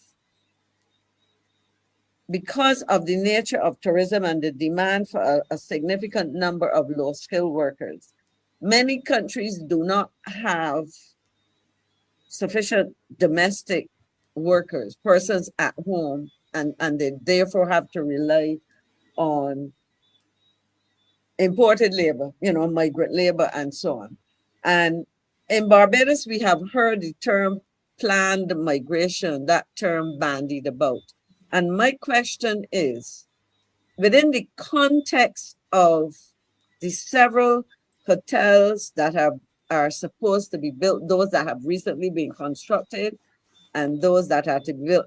This weekend, I attended a conference and I stayed at a hotel on the island. And I heard several, I mean, apart from the fact that it was a regional conference, I'm not talking about the attendees. I heard employees who are non-Barbadian, other CARICOM nationalities. And it would have been a little bit forward of me to go to start asking some of them about their living conditions, etc. But as I watched these young people, the majority of them were female, I asked myself, where do they live in relation to their place of employment? And I asked that for this reason. Depending on where they live, they may have to take one or two buses, you know, to get to work. And then the question would be, if they have to do that, what percentage of their wage goes to getting to work, bus fare? I haven't started to talk about rent yet. I haven't talked about food. I haven't talked about remittances to go home to their parents or to children or to spouses or whatever the case may be. And so what we're really looking at is whether or not, you know, persons are having to make significant sacrifice to be here, and to what extent are they being treated fairly, justly, being paid well enough, you know, and not being exploited as cheaper than Barbados labor. I don't know if you have, if you have any questions, Well, but I want, if Dave could find this, If you thing can that find I that sent you. document, yeah. Yeah, but The only after you comment, I'll share some of what is on it. So because it ties in with some of the critical questions that we have to ask and hope to get answers about. I can only reference what I know out of Grand Cayman, which I think one or two aspects of it are beneficial. First of all, anybody employing someone from outside of the country where you have to apply for work permit, the employer, the company, is required to provide health insurance for that person. Okay. So, who at whatever level. Now, I'm not going to say that there are not people who take advantage of that. Of course, as you know, there will always be people who do that. But you know, even for example, in my case, of course, I'm going in as a minister, but the church with which I was associated with there, I am associated with, not was, I'm associated with, had to provide medical insurance for me, so that anything that happens to me where my physical health is concerned was covered. Then what I observed, as you know, they have a large, I don't know if the word is migrant population. I hope I'm using the right terms, but I'm sure you'll correct me and teach me the right things.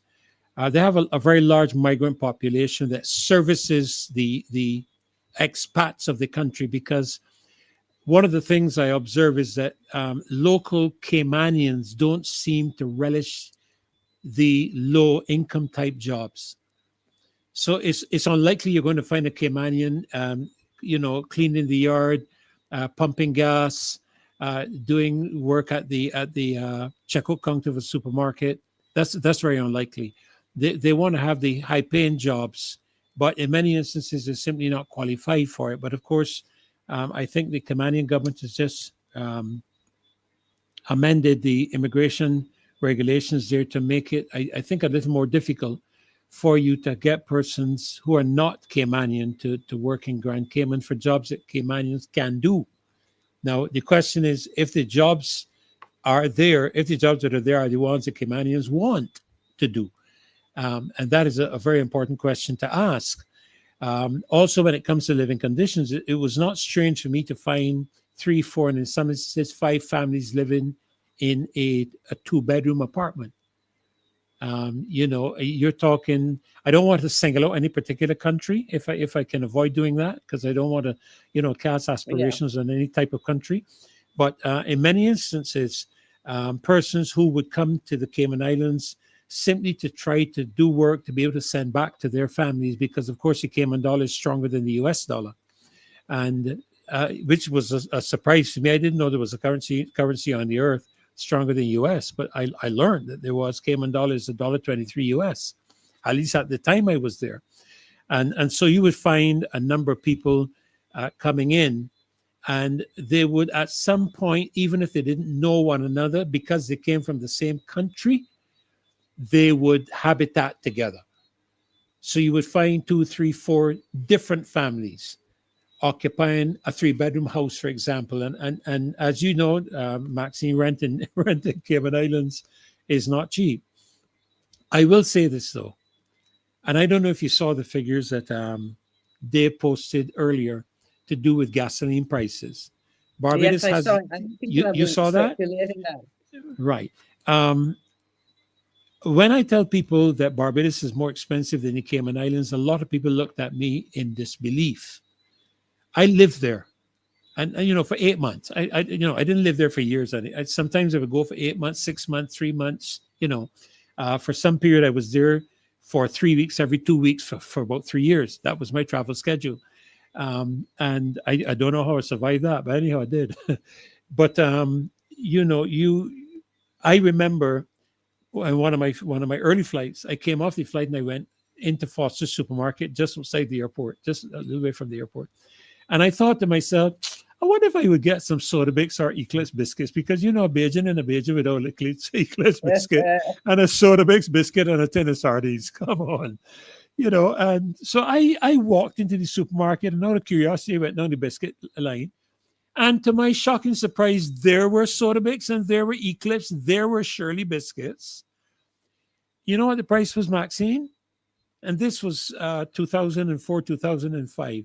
the price was about 58 to 60 cents CI, which is about 86 and 90 cents US, which is $1.20 to $1.80 Barbados. Now that is packaging here in Barbados, containerizing here in Barbados. There's no direct shipment to Cayman. It either has to go via Jamaica or it has to go via Miami.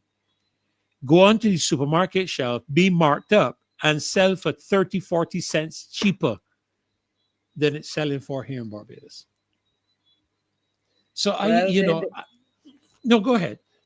No, I was going to say that I am no accountant, but the little bit I know about marketing and pricing, they may tell you that that's a deliberate strategy to get into the market, but that is no consolation to us.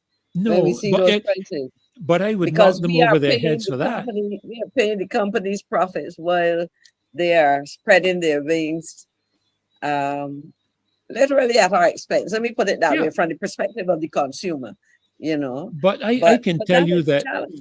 I can tell you that it wasn't a marketing strategy. I've been going there from 2004 until let me make sure I get my years right. 2004 was Ivan until 2023. And the price of the biscuits is about the same thing.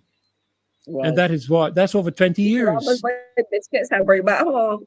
but you're laughing, but that's what I did. That is what I did. I bought some and I threw them in my suitcase and I brought them back. But I'm not necessarily highlighting Wabisco or whatever the company's name is. The point I'm making is that and I made a note of it here, and I don't know if it could come across as a question, but how do you compare when you talk about the quality of life, Maxine? How do you reconcile what we consider to be a minimum wage? Because I think we must have some kind of a figure for a minimum wage in Barbados. I think we must have something versus the cost of living in Barbados.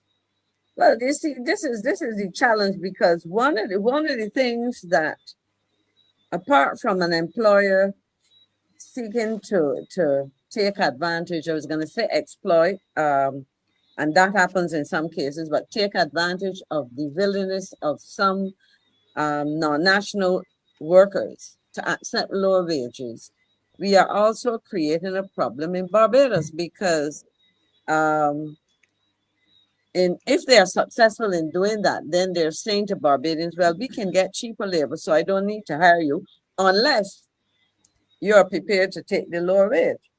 And then, as you said, how can you afford to do that? Can you afford to live on that? Now, I mentioned the fact that you may have some people living at home, but at the same time, we have parents who are in the work world, you know, the working world, who have jobs and they are paid minimum wages. So they themselves now have to compete with non-nationals for accommodation. I heard on more than one occasion, I'm trying to remember if on one occasion it was somebody in the Senate speaking to this, but you're hearing complaints that with the surge in arrivals of migrant workers, Barbadians, well, and they even referred to Airbnb, not even also Airbnb was one of the examples given as well. So both long-term accommodation demands and short-term requests for Airbnb, people are not able to find an adequate stock of affordable housing in Barbados. So in addition to, sorry, go ahead. No, housing, I've heard that and I've seen it myself. I mentioned the gentleman who came to me to transact some business, and as a Barbadian, he was trying to buy a house in Lancaster. And those homes are probably between 600 to 900 square feet. I don't think there can be more of that when I look at the size. That's the honest truth. And it was $314,000. It was a government house. I couldn't believe what the guy told me. But the other question I would have, or should I say the other comment I would make, Maxine, because cost of living here, one of the critical aspects is obviously going to be food. Because food is a very important component of the quality of life that we have. And personally, I find it difficult to buy healthy because it's expensive, and I'm not speaking from a rich or poor person. It's expensive, period. No matter where you're coming from, you're looking at broccoli, the cabbage and things that are of tremendous benefit to you. But I am also well aware of the fact, Maxine, that a number of our supermarket chains have sought importation from South American sources, which are considerably cheaper than other countries. I'm not going to call the countries, but considerably cheaper. Yet, we are not seeing a decline in prices in our supermarkets. Even today, I walked into one of our popular supermarkets, no pun intended, and I saw something that just about a week ago, or 2 weeks ago, was $2 and something cents. Today it is $4 and 40 something cents. And I know it has come in from South America. Now, I know of this because I have been in negotiations with companies out of South America who made contact with me concerning getting, purchasers and buyers from here. So I have an idea of what their prices are. And when I look at the prices, you can calculate a U.S. price coming out of South America. You can calculate shipping, insurance, cost insurance freight, Right. your duties and your value-added tax, your markup to 33% generally for food. You find hardware and so on goes up to 40, 45%. I think vegetables and so on are supposed to be a lower markup, but from what I'm seeing, it's a bit concerning. And I still see the cost of living rising at just nonstop in the country. So I am then left to wonder, with these persons, for whatever reason they come here, and that's another topic. When they get here, who because they don't qualify for social services. At least I don't think they do.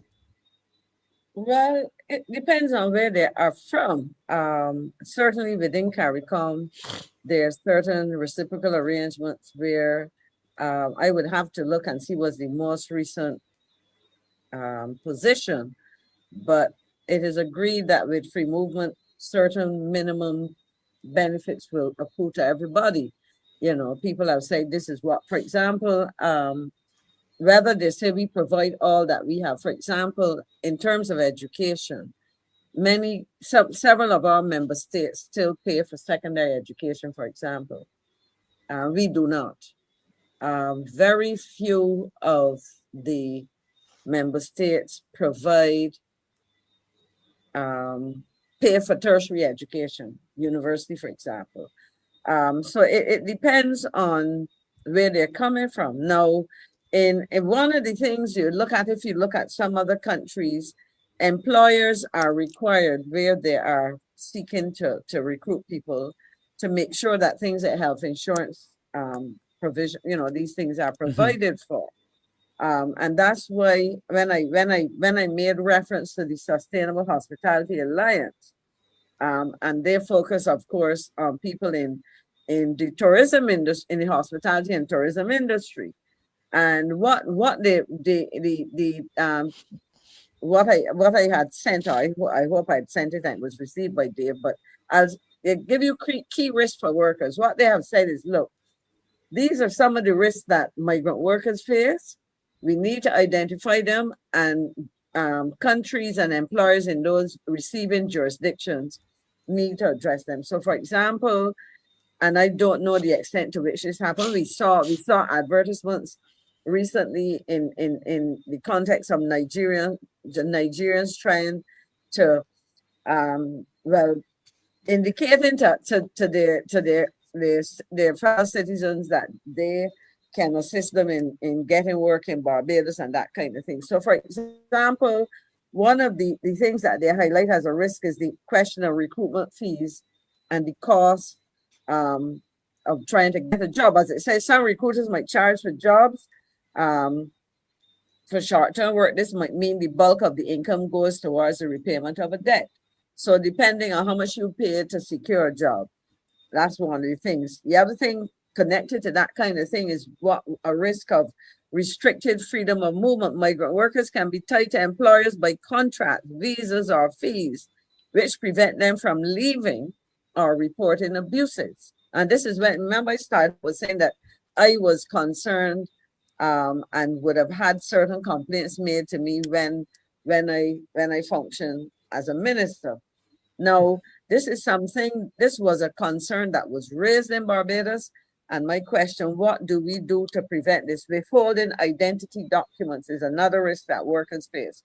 Identity documents may be withheld as a means of control.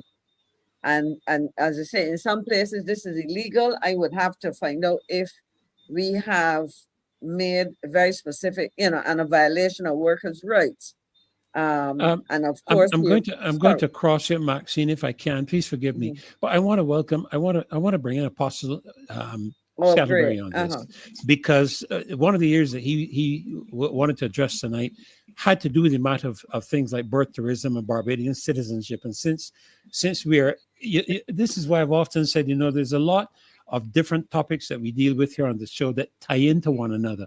It's almost impossible to deal with them in isolation, or in a vacuum. Let me put it that way. So if I can just take a moment to welcome you, Apostle, to the show again tonight. A real joy to have you joining myself and Maxine. Good evening, sir. Good night. It's good to be here with both of you. Good to see you guys again. And yes, good to see you. Yes, ma'am. Rev. We're the only two thorns.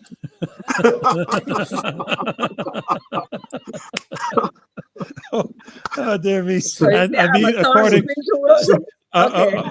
According to my screen, I'm seeing the rose between two thorns. So I thought it was a thorn between two roses. It's all right. Well, let it be according to script, sir. Let it be according to script. Yes, sir. It's good to see you guys tonight, man. It's really good to be here. I was listening intently there about this situation that we have.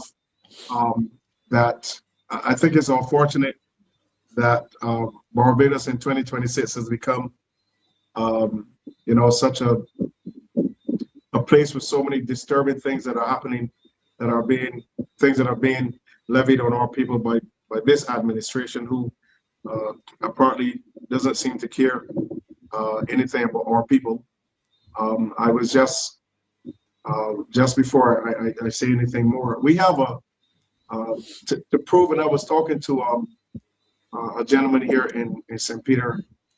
We just had a road that was done from the junction there at Trademark, mile and a quarter, and through Breveter, and that road finished outside of Viewmont, which is the residence on top of Mount Breveter, for returning nationals, so that their vehicles, they have smooth road to right now. If you follow the rest of that road into French Village, you pretty much have to put your vehicle in the center of the road and let it decide which hole it's going to go into. You could probably use the Pearly app. Yeah. So I said I hope you guys are realizing that these roads were not constructed for you. You only get to benefit from them, but they were designed for the people who are bringing the money into Barbados. This is where I want to take off and add to what Madam McClean was saying. Let me, if I can, before you take off, if I can give you the landing directions on the runway. I listened to a debate. I don't know if you heard it. I listened to a brief debate in I believe it would be a committee in Senate to do with this matter, what you were talking about as well, Maxine, and citizenship and so on. And I couldn't help but think that the government just doesn't get it. Right. They seem to think that what we're discussing is the rights of birth of a woman or a child, to give birth to a child in a country, which of course automatically means that child is a citizen of the country in which they're born. Right. But what I don't think they seem to get is the cheapening of our citizenship. Right. in terms of what we are observing being promoted, as you mentioned, Maxine, there are, and it's glaringly obvious. I mean, it's not even done with some degree of what's the word I'm looking for? Concealing. It's blatant out in your face. Right. Where there are advertising obtaining a Barbados passport Correct. specifically as a Correct. result of traveling to the country pregnant and giving birth to your child here. Right. And I don't think the government gets it. I don't think they understand how they have cheapened the whole aspect of the citizenship of our country.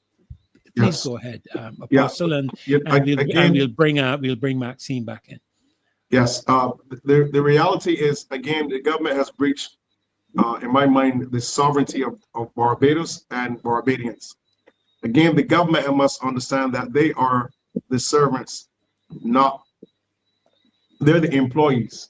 They were voted in by the people. So the behavior that we're seeing from this administration is, okay, now that we have back the government, let's continue to create a Barbados that works well for the masses that we associate with. And if you notice that this is more of an African,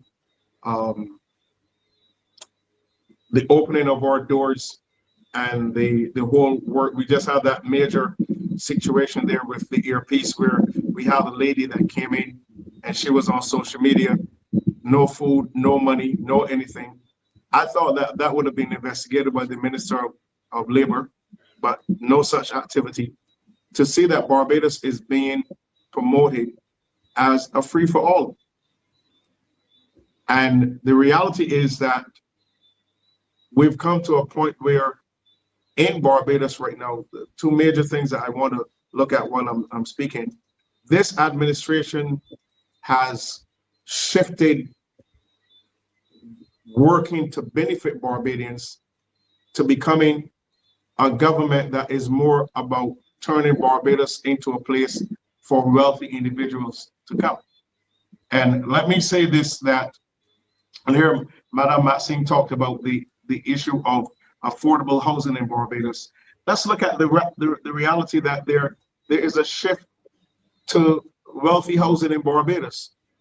And there's a shift in many times what banks are going to do now, because a bank is not going to want to set up at a government housing project anymore when there's, let's say, for instance, Corverley, there where their houses at 500,000 and 600,000, when there are properties in Barbados that are at millions of dollars in US value. You're looking at an area where that is the kind of resources, the kind of money that they want flowing in Barbados. So if you notice now that the major government housing projects are on the back burner. So it's like, you know, this is what we really care about, because this is what sustains, you know, our economy right now.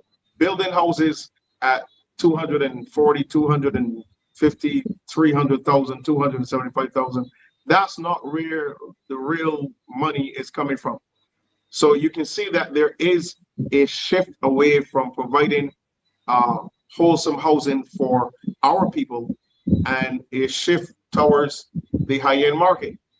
Now, the other aspect of this is the area of how the cost of living is being shifted, because we're realizing that now in supermarkets, what we would call the average supermarket that caters to the low-end customers, they cannot do the work of stocking their shelves with the high-end products like probably MAXINE can do.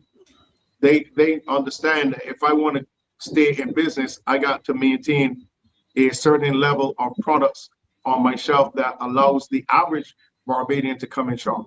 So you can see, Rev, that there is a shift, the way how this government is shifting Barbados away from its people. It's becoming too expensive for their own people to come here, to achieve here, to live here, to work here, and the country is being open for the the more wealthy, because if you really don't understand, wealth right now is on every level. There are very young people who are already millionaires and already multimillionaires. So we're not limited to any one group. Then you have those wealthy individuals that may want to send their children to Barbados. They're looking for areas in Barbados where they can be. And there are people, the money is no issue. The $1.5 million is not an issue. There are people that can do that cash. Okay. So what we have to look at, we have to ask ourselves, why has the government of Barbados allowed such a dimension of high-end activity to take place, where their own ministry and what they have in their manifesto towards the people of Barbados is not manifesting? So this is where our people have to begin to understand that there is a system now in Barbados where our government does not seem to care about what's going on with the average Barbadian. And this is where we have to point the finger at the failure of the government where housing is concerned, because the elements in Barbados that are working with the high-end aspect of our nation, they have all the resources, they have all the land, they have all of the leverage given to them by the government to continue to build and to continue to expand and continue to make sure that Barbados has those type of properties and those type of amenities for the people who are going to come to Barbados. So one of the things that you must know is that the average female who's pregnant is not going to come to Barbados. Okay, so they know exactly what they're looking to do. So you're not just going to get any and every female coming to Barbados out of these countries. This is going to be an investment for high-end families in Africa and possibly around the world, because they know that the passport in Barbados, you have probably 120 countries that Barbadians can freely fly to without having to get a visa. They understand the power of our passport. Okay, but this administration has not given Barbadians the opportunity to live well or to do well in their own country. I just came out of the supermarket this evening, and I was amazed to see the number of Hispanics, the number of Jamaicans, the number of Chinese people. I was just simply amazed to see the amount of persons who are in the local supermarkets here in Barbados. So this tells us that there is a shift, first of all, and that there's a carefully devised system by this administration to move Barbados towards an open door, an open gate for other persons to come in here and benefit from what we have. The other element that I want to close on is, if your healthcare system is not working well for your people, how are you influencing individuals? How is our healthcare system being advertised to the world? Because if it's not working for Barbadians, what levels of advertisement are you using out there to let people know or to make them believe that our healthcare system is world class? Because honestly, it really isn't. So there's something that the people of Barbados must get up, and they must begin to speak openly about this activity, because it does not spell good for Barbados in the long run. Well, I'm glad you touched on the matter of health, and we'll come back to that in just a moment, because we received some very disturbing information which we want to share with you tonight. But there's a question, Maxine, on the screen. I don't know if you can see it. The question is for you. Diplomat? Yeah, if diplomats give birth in Barbados, do their children get citizenship? I don't think so. I think that they will. Well, I would have to check individual countries, but to my knowledge, they will be citizens of their countries. I would have to go and see what agreements are in place. Because some people may figure it's beneficial for them to be citizens of their own countries. But I suppose a child born in Barbados any child in Barbados can be registered as a thing, but as a citizen of Barbados. But I would have to research that. I don't like to rely on my memory when it comes to these things. Well, but I think. No, go ahead, please finish. No, I was saying, but I, that is something we have to research. But you were saying something disturbing. No, I was just thinking, if it's a diplomat, it means there's an embassy, and generally, embassies are representative of, their space is their country, so to speak. Yes, and that's why. And that may be maybe a little different where the diplomat is concerned, because in a sense they're not really in your country; they're still in their country. Which is in your country. I don't know if that makes any sense to you. I understand. Your embassy space is your country, territory, so to speak. Right? Yeah, I mean, our police and even our criminal investigation department or anybody just can't walk into an embassy. You get people who can claim diplomatic immunity for doing certain things and, breaking the law and so on. So maybe, I don't know.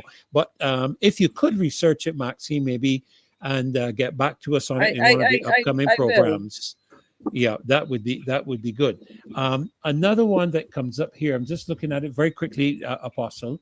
They're saying here that I figure that the African connection is going to bring in financial opportunities and growth for Barbadians and break away from the total dependency on large European strongholds, not put us out. Your comment there, either one of you or both of you. Okay, I will comment. You see, as somebody who worked on trying to get direct connection to Africa. In fact, I recently was communicating with a Nigerian friend of mine who lived in Barbados, and I remember the person expressing regret when we had the situation of a charter flight back in 2008, creating problems. Now, the movement of Africans, whether they're coming directly from the continent or being facilitated to move to the continent from North America and so on, is something that's desired.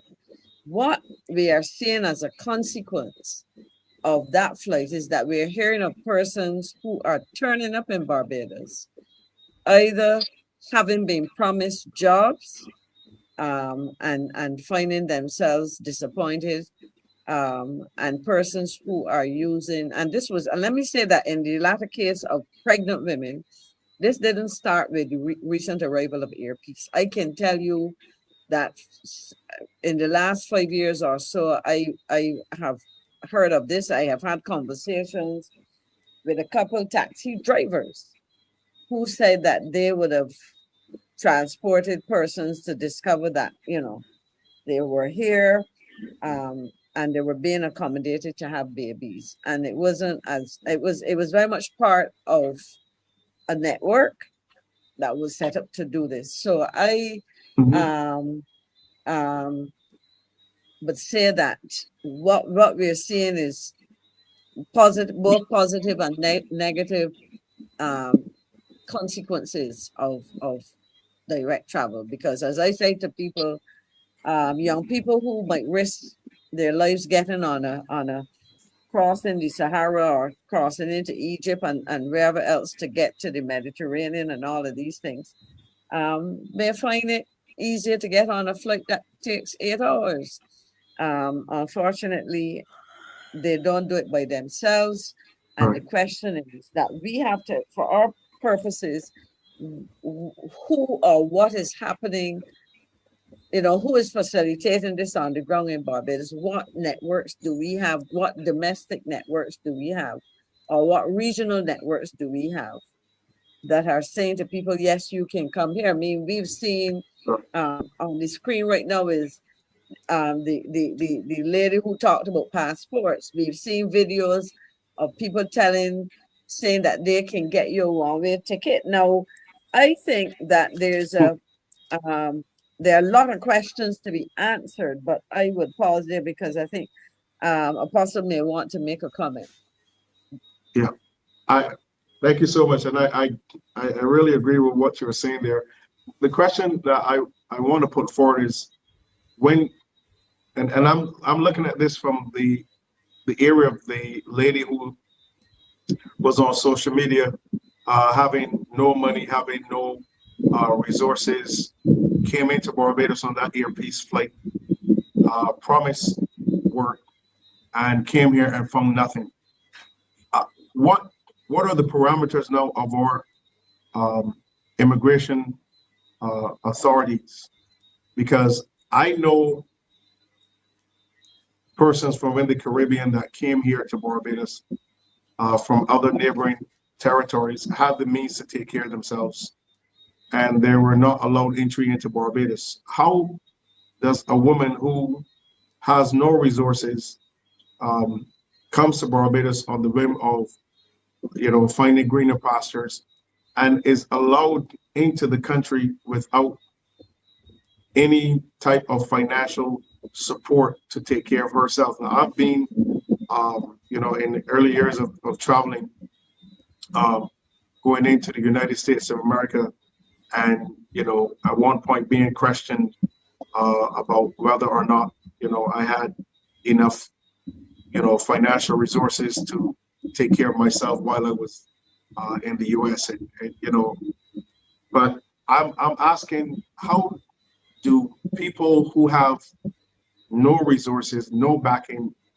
how do they get through our immigration and customs without anyone asking the question and calling a minister or calling a senior person and saying, okay, listen, this person came in on this flight, they have no money, they have no real address, there's no, who's taking care of these individuals? How does a female get to a residence in Barbados and is staying at a place in Barbados that has no money, has no resources, came here on a flight that is probably what, $4,000-$5,000, and gets to Barbados, has no contact, has no support, has nothing, and yet gets through our immigration here in Barbados? How does that happen? So are we going to? Yes, sir. No, I was about to say, well, I watched a short clip of that committee meeting this evening, and I was amazed with the Honorable Marsha Cattle. I think she's minister in the Prime Minister's office to do with economic affairs and planning. I think she must have been chairing the committee, and I couldn't. People need to take responsibility for things. Because what she was technically saying is that while the government can pass legislation which would outline certain things as it relates to what we're discussing, it still falls within the parameters of the immigration department, the immigration office at the airport, to permit the person into the country. Correct. Or prohibit the person from coming into the country. But if the policy of the government is such that the immigration officer feels a sense of obligation to be accountable to the policy that the government has established, how does he go about prohibiting that person from coming in?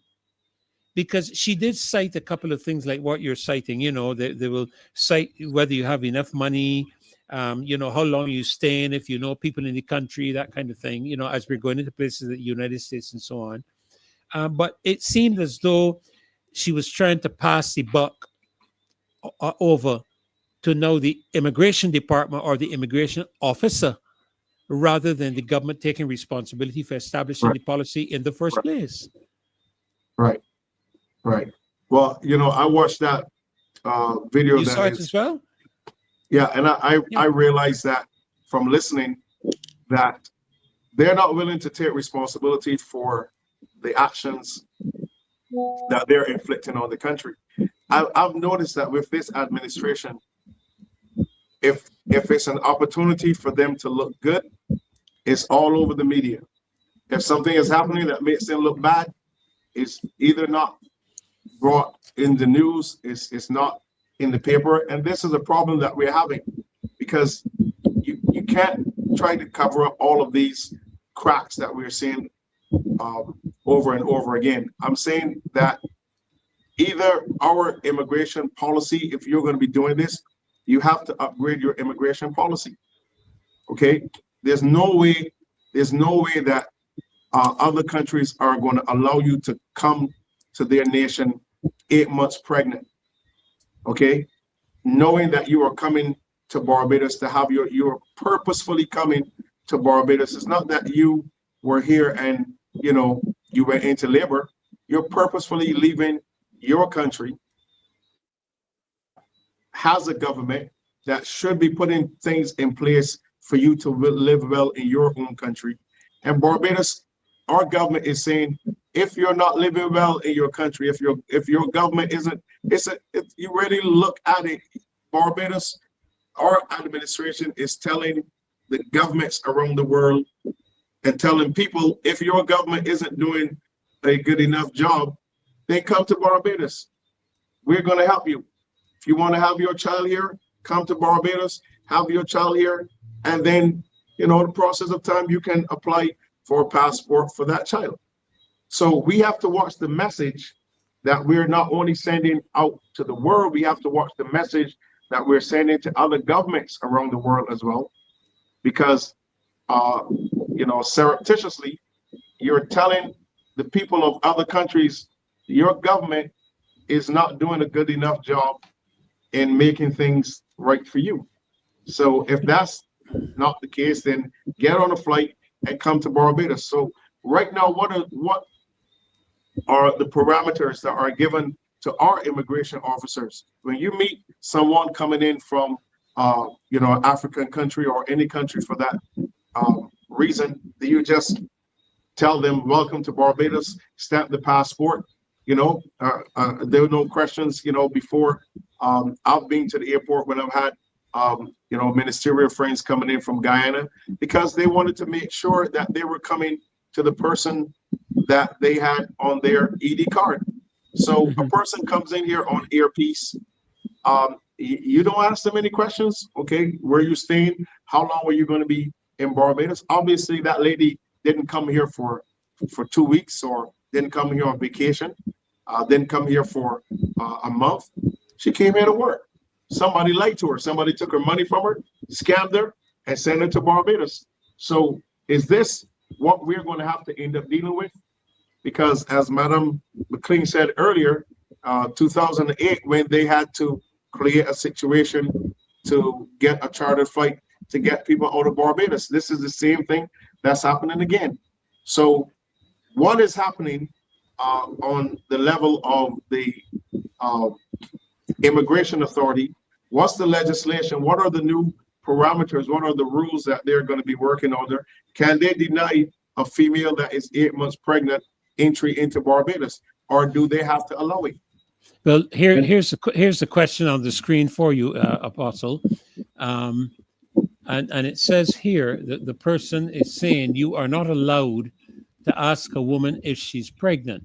I think this is one of the things that Marsha Cattle was pointing to in the same said video, while ignoring when they were asked or whatever. You get the thing. Or I think they were referring there to the treatment for the pandemic. But when I'm going into the United States, and you all can both either correct me or guide me. When you're going into the United States, one of the first questions they ask you, if they don't see it, is, do you have a return ticket? That's one. The next question they ask you is, what is the intended purpose of your visit? Correct. I think that's one of the first questions they ask you. What is the purpose of your visit? They will sometimes ask you, based maybe on when they go through your passport, because you take my passport, for example, has the United States stamp in it so many times, I guess they don't ask me anymore. But they will ask you concerning your capability to sustain yourself Right. while you're in the country Correct. for the prescribed time you've indicated.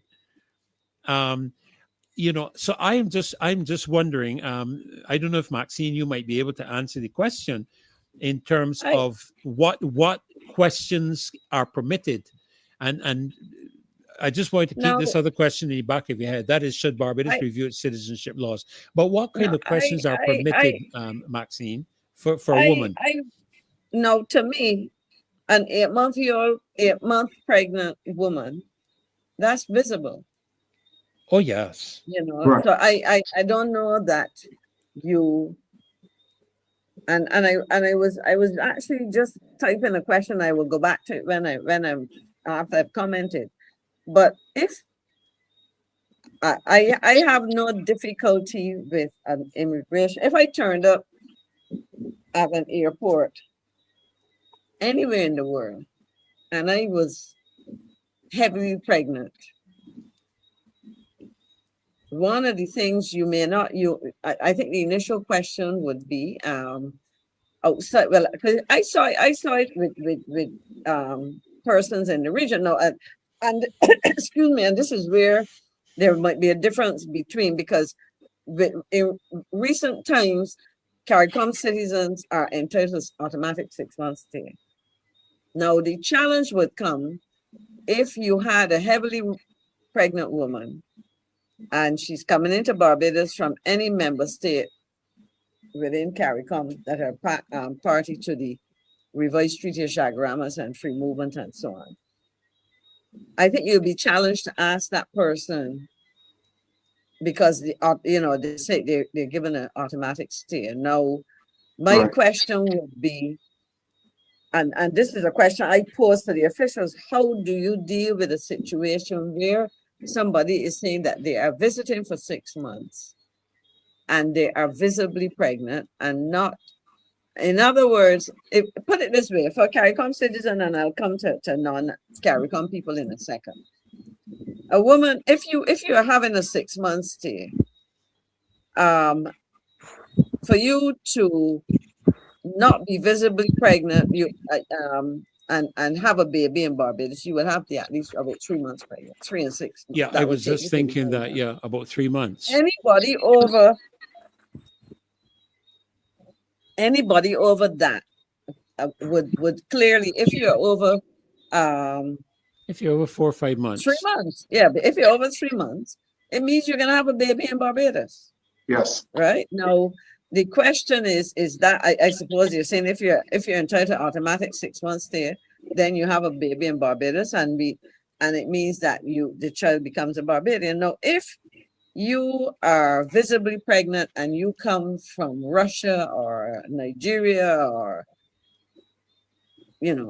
Mali, come from Timbuktu in Mali or wherever, and you are visibly pregnant and you're asked the question, which we are asked going to other places, what's the purpose of your visit? And the person says you're on holiday. I don't think, and this is where I asked the question of our immigration officials and the Minister of Home Affairs, would it be proper for the immigration officer to say, well, ma'am, I know that you are pregnant, or you look pregnant, I suppose, because you can tell if a woman is pregnant at that advanced stages, and you saying that you're here on holiday. What are you proposing to do? Because then you ask, because to me there must be some follow-up if that person clearly looks like and I must say he or she, that she is about to deliver, and is saying that she's coming here on holiday. Right. You understand what I'm saying? So I certainly. Yes, I think that it is all fair, because I remember seeing documentaries of a situation, I think it was in the state of Florida, where Russian women were doing this consistently, and there were actions taken to address it. Now, I think that this throws up for me a number of questions, because, and if you would indulge me a bit, we saw the video of that young lady. We heard of women supposedly visibly pregnant. We also were told that earpiece was coming twice a month. It is, so you know, there'll be two, like let's say your person essentially will be staying here for a month or whatever. We have had a return flight of earpiece. My question would be, how many people arrived? How many people came intending to return on after that first flight? So in essence, can the Minister of Home Affairs or the Chief Immigration Officer say to Barbadians with a high degree of accuracy, and I'll use earpiece first and then I'll broaden the question. How many people did they have return tickets? And were there return tickets for that second flight, or were they staying for extended periods? How long, etc.? Because I believe that we should know who is in our country at any given point in time. And I would move away from focusing on earpiece passengers to ask the same Chief Immigration Officer or the Minister of Home Affairs whether they can tell us with a high degree of accuracy where people on the island are from, you know, because statistics used to be kept. What statistics are they keeping? Can they tell me for the month of May how many people, because we used to keep tourism statistics, so we should be able, and we used to be able to tell how many Canadians were here, how many Americans came, how many people came from Britain. So can we say with a high degree of accuracy how many people arrived and how many departed from various countries? Because that helps us to understand how many people from any particular or of any particular nationality are on Barbados. And then you start to look at different kinds of work permits. That's information that should be shared. Similarly, I would say, and I will pause when I finish. I remember when we make efforts, because especially when we talk about crises like the one in Venezuela, countries have recently been saying, look, we need also not only to know who is in our country, but we need to know where our citizens are. And so, you know, but I think that we are getting very lax in a lot of ways.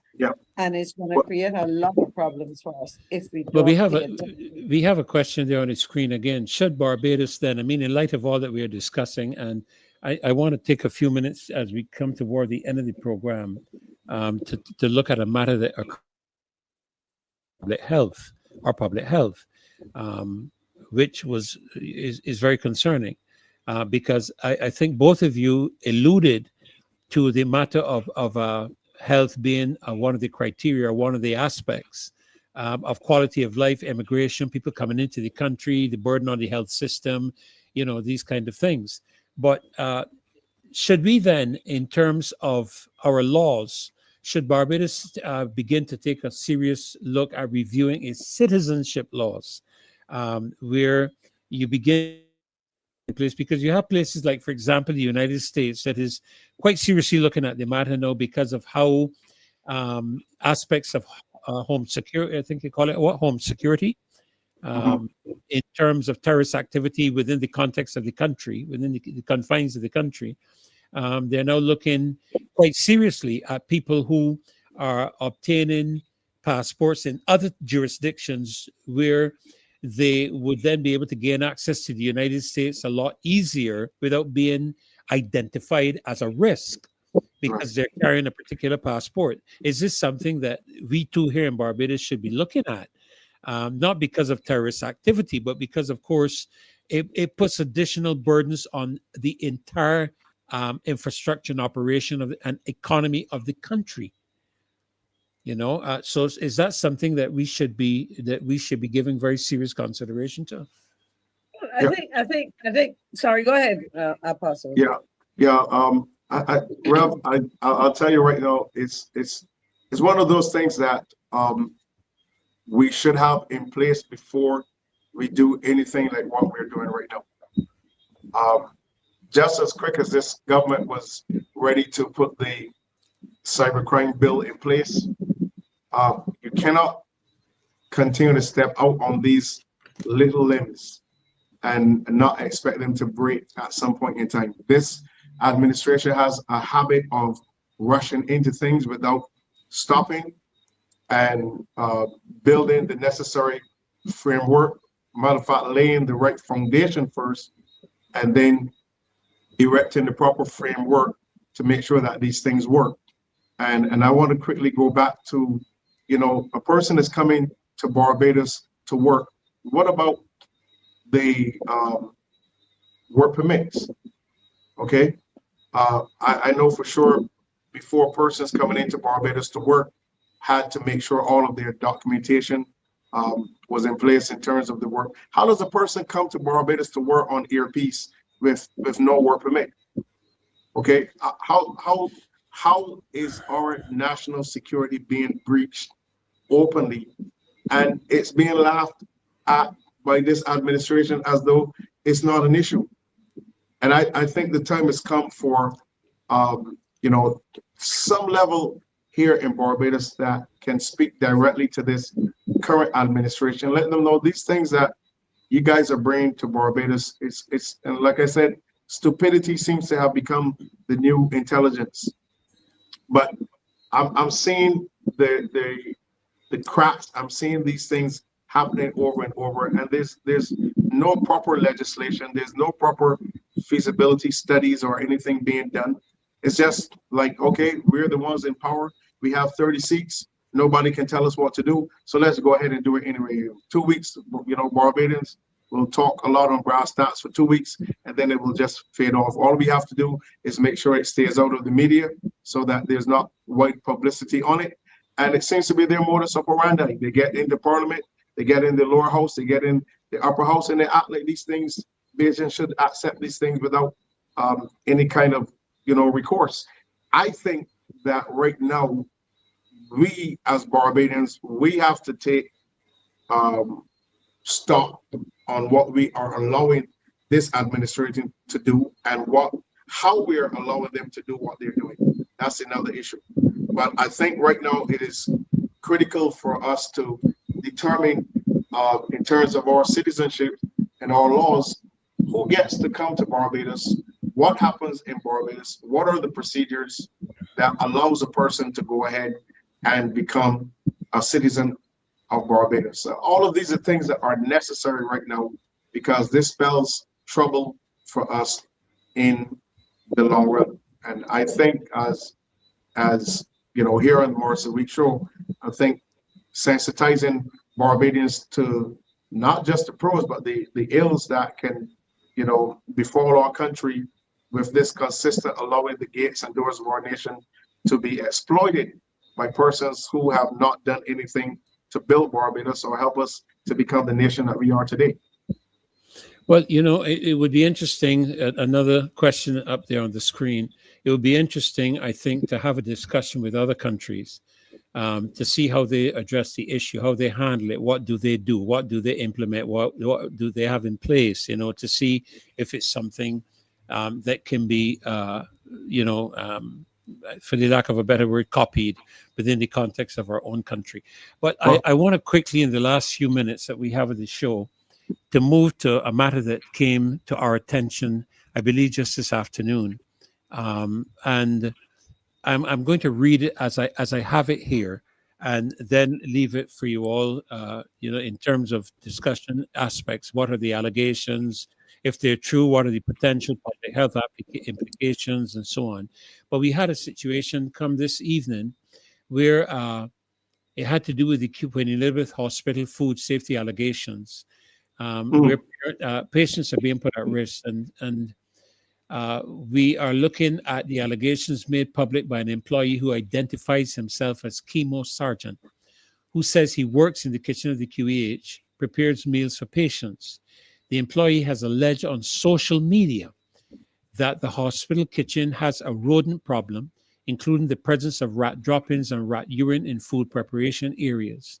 He claims he continues to prepare meals that are served to patients on the wards.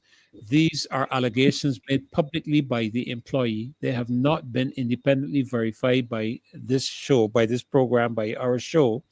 And we welcome any responses from the Queen Elizabeth Hospital, the Ministry of Health, or any other relevant authorities.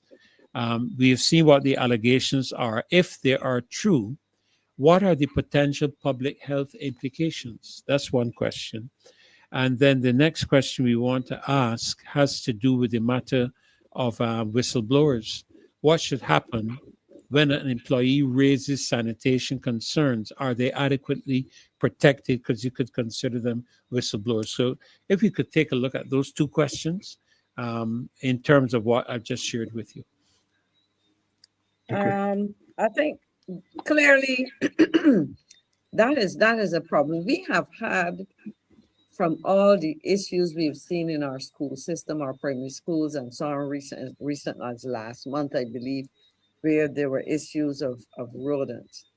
Rodent problems continue, I would say, to escalate in Barbados. And therefore, if our systems of maintaining hygiene standards and so on are falling, it can get itself, because if you're talking food and food preparation, food disposal, because clearly I don't know how food remnants and so on are dealt with, so I would not eliminate the possibility of a rodent problem. And clearly that is unacceptable. That should be a no. There should be no toleration of that in a health institution. Zero tolerance.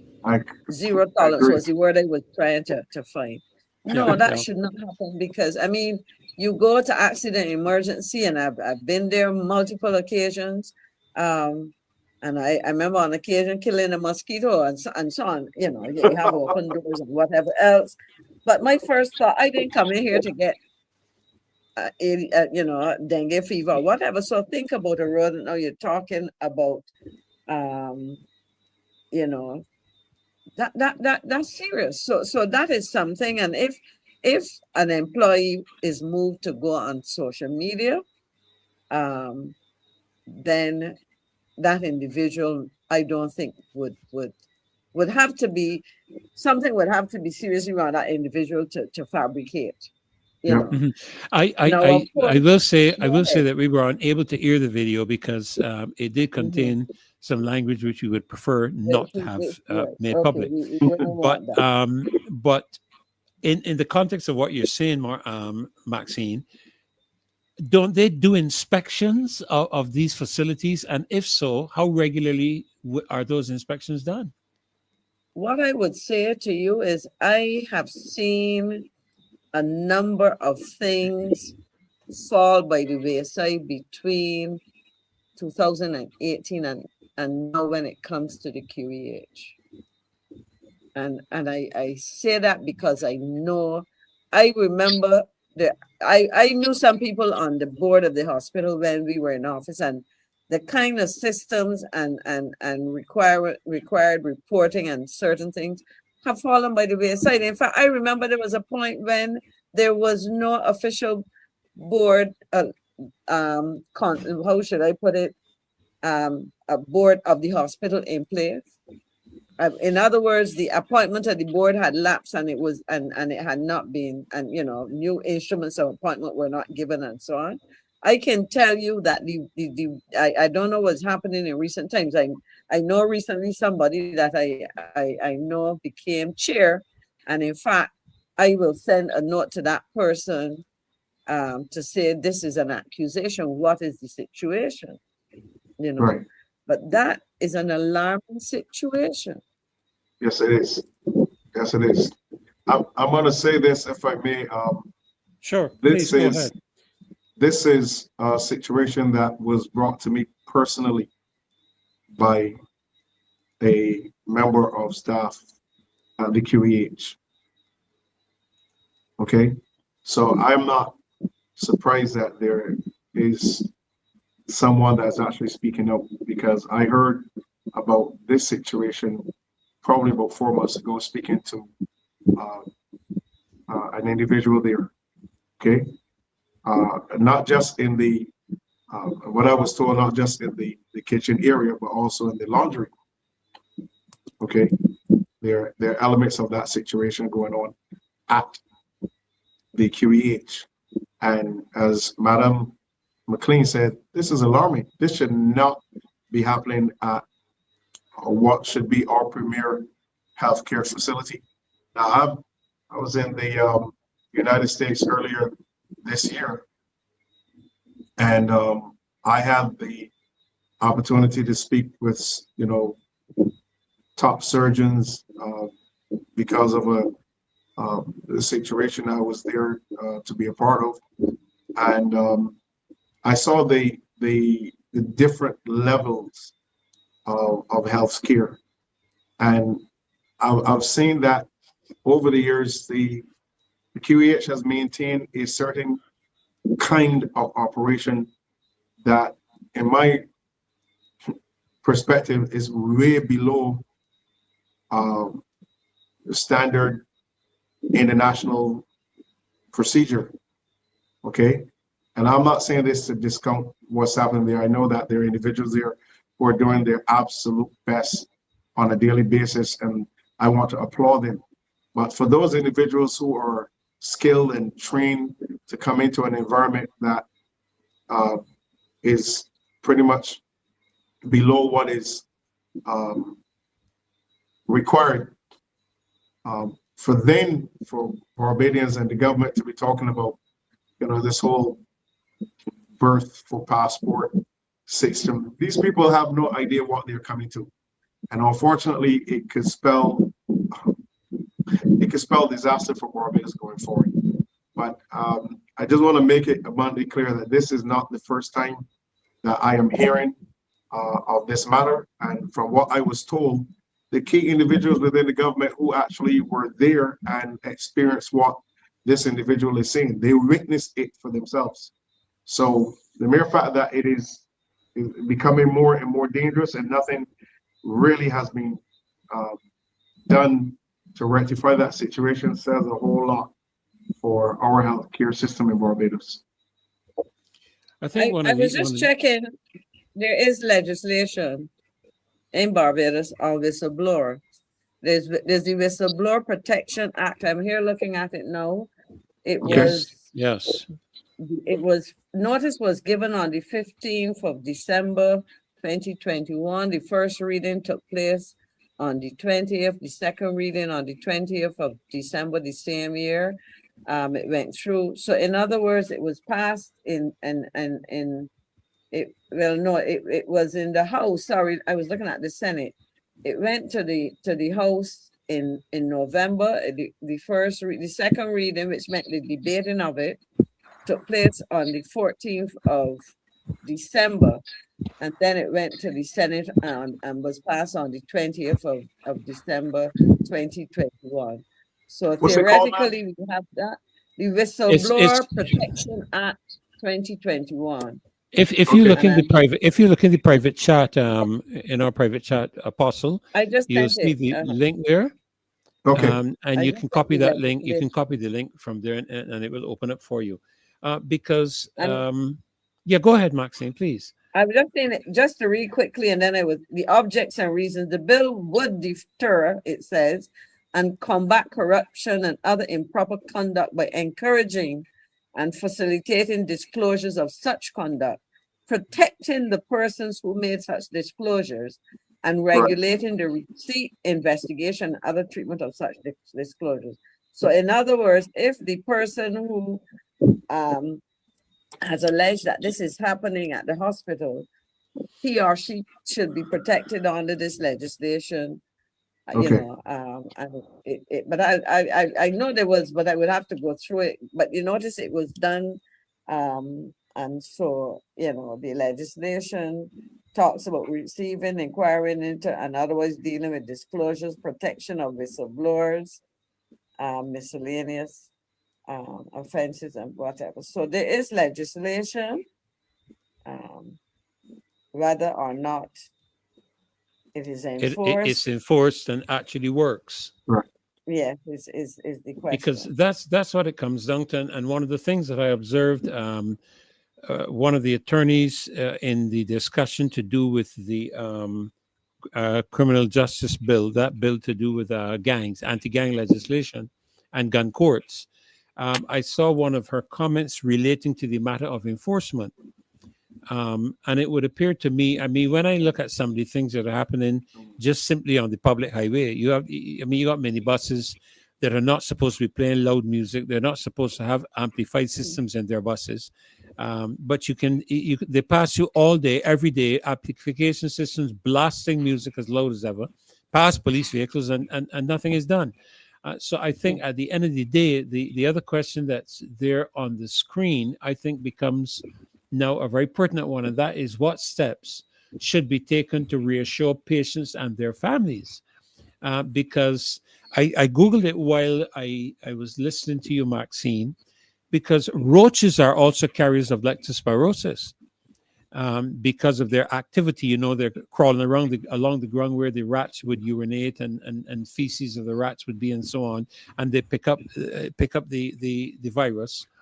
So they're carriers of it as well, and I think it is concerning when you are in a hospital and you're being provided with meals. The question then treats to the dishes, the spoons, the cups, all of these things, even when they're sterilized, where they're stored, how are they kept? All of these now are concerns that would concern both patients and the families.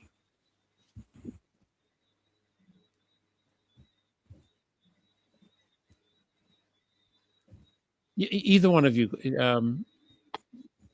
Well, Rev, I have to say this, that again, if we are thinking about Barbados being, and we're advertising Barbados as a premier international destination, then all of the amenities that makes Barbados an international preferred destination should be there.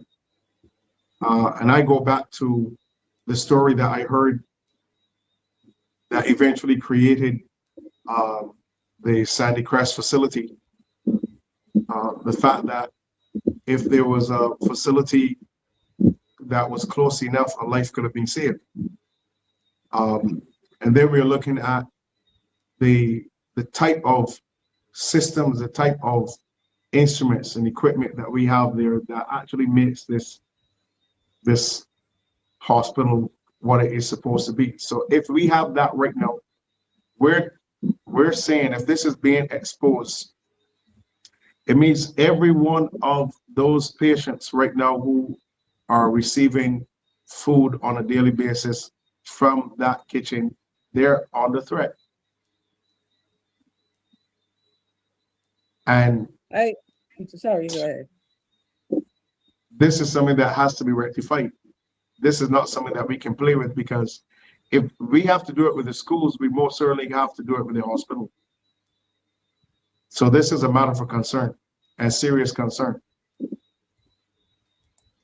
Yeah, yes, Maxine, you were.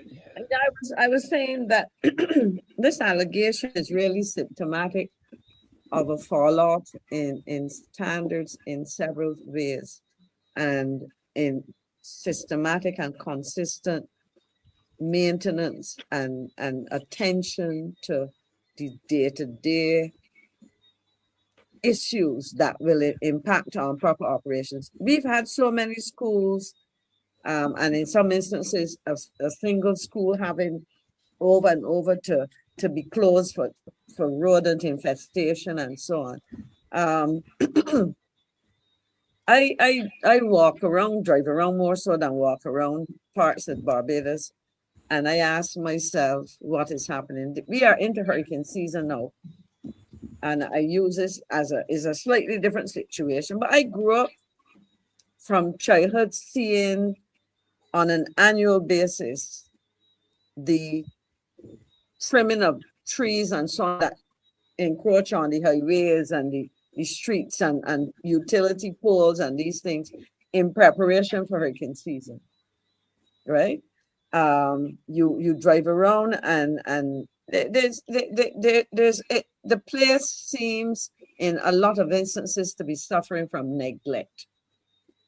I remember being part of an exercise which ended up as part of a campaign in 2008, and later on, the contents of the work done. There was a group of us sat down and we talked about rescue the QEH, because at the time and this started around the time when I used to be a moderator on Brass Tacks, and before that, Tell It Like It Is.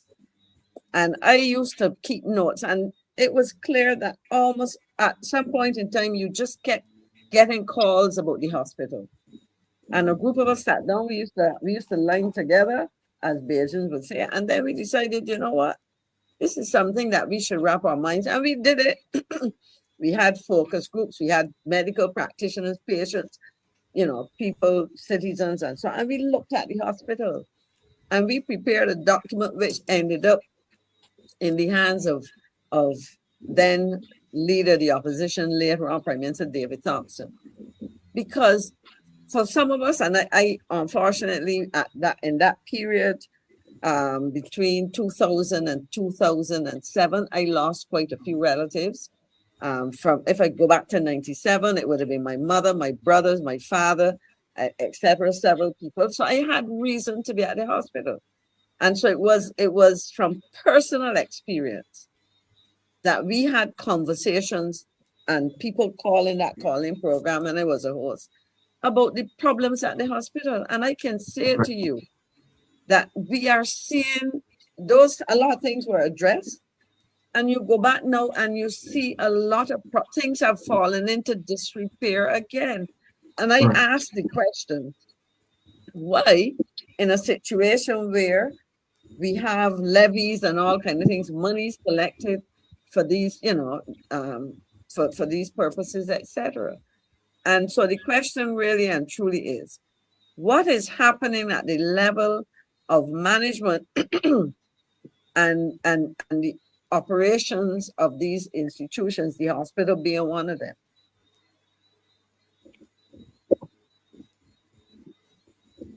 Well, I just wrote down something here, and Apostle, it might sound strange to you to hear me say what I'm about to say, but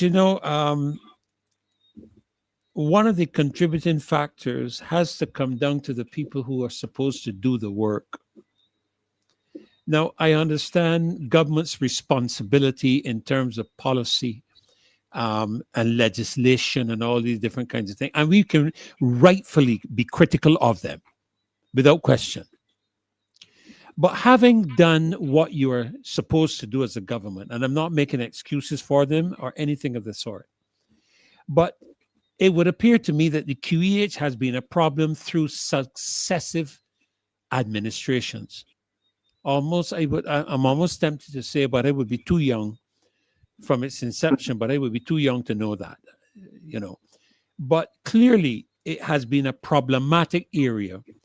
And I believe that to a large degree, the politicizing of it has contributed to its demise and its decline in professionalism and in the quality of service that is provided. Where you have people who are from different parties who, if the party don't win, they're going in with an attitude and all this, and that is just one aspect I'm thinking of. But I'll give you an example as to why I'm putting this across to you. They paved a piece of the highway between the Top Rock Highway and the the Top Rock roundabout and the Sagicor roundabout. And it took them weeks to mark it. They did a portion of the road out there by the Pine Agricultural, where the St. Carolyn's Business College, MAXINE, you would remember, St. Carolyn's Business College was across the road. Then you have the road that takes you to the government facilities. The Pine one takes you back to People's Cathedral, the one that comes across from the telephone company. And that sat there for weeks without being marked. And I'm asking the question, what do these people do when they go to work on a daily basis? Who is responsible for deploying them? Who's responsible for setting up a strategy or plan of how they operate and how they do what they're supposed to do? Because if the QEH is supposed to be, and I don't know, if the QEH, being our premier medical facility, is supposed to be examined, because Maxine, that if you or I were to get a medical certificate, a health certificate to do food, they come through and check us, I don't know how many times a year. Yep. You know that. They come through maybe 3, 4, 5, 6 times. You're lucky if they even give you a breath. But this is our premier medical facility. So what about the people who are supposed to actually do the work and who are supposed to actually carry out the inspections and ensure that the facility is in a condition that is healthy to provide the services that it's supposed to provide? Good question, I'm not making excuses for the government. I am not. No, you're correct. You're I'm correct. not. You can't. But at the end of the day, regardless of what government is in office, regardless of what legislation is passed, regardless of what policies are implemented, it's the people in the public service, if I have the reference correctly, who are supposed to be doing the work. No, you are absolutely correct. If you go, I've been to a crop over event at Kensington and other events where food is being served. And you will see the health inspectors, whatever their titles are, with their thermometers, and they will go, and if that food is supposed to be kept hot, they will test it. And if the temperature is not right, they will say, get it out of here. I remember there was an event on campus. The students have Island Week. And I remember one group, a couple of years ago, a group of students, unfortunately, they didn't know the rules. And when the health inspectors checked, the food was not at the requisite temperature. And they were told, sorry, you cannot serve this to your schoolmates because we have standards and you are not going to food poison anybody. Right. And as somebody who was food poisoned, not in Barbados, on two occasions, I was in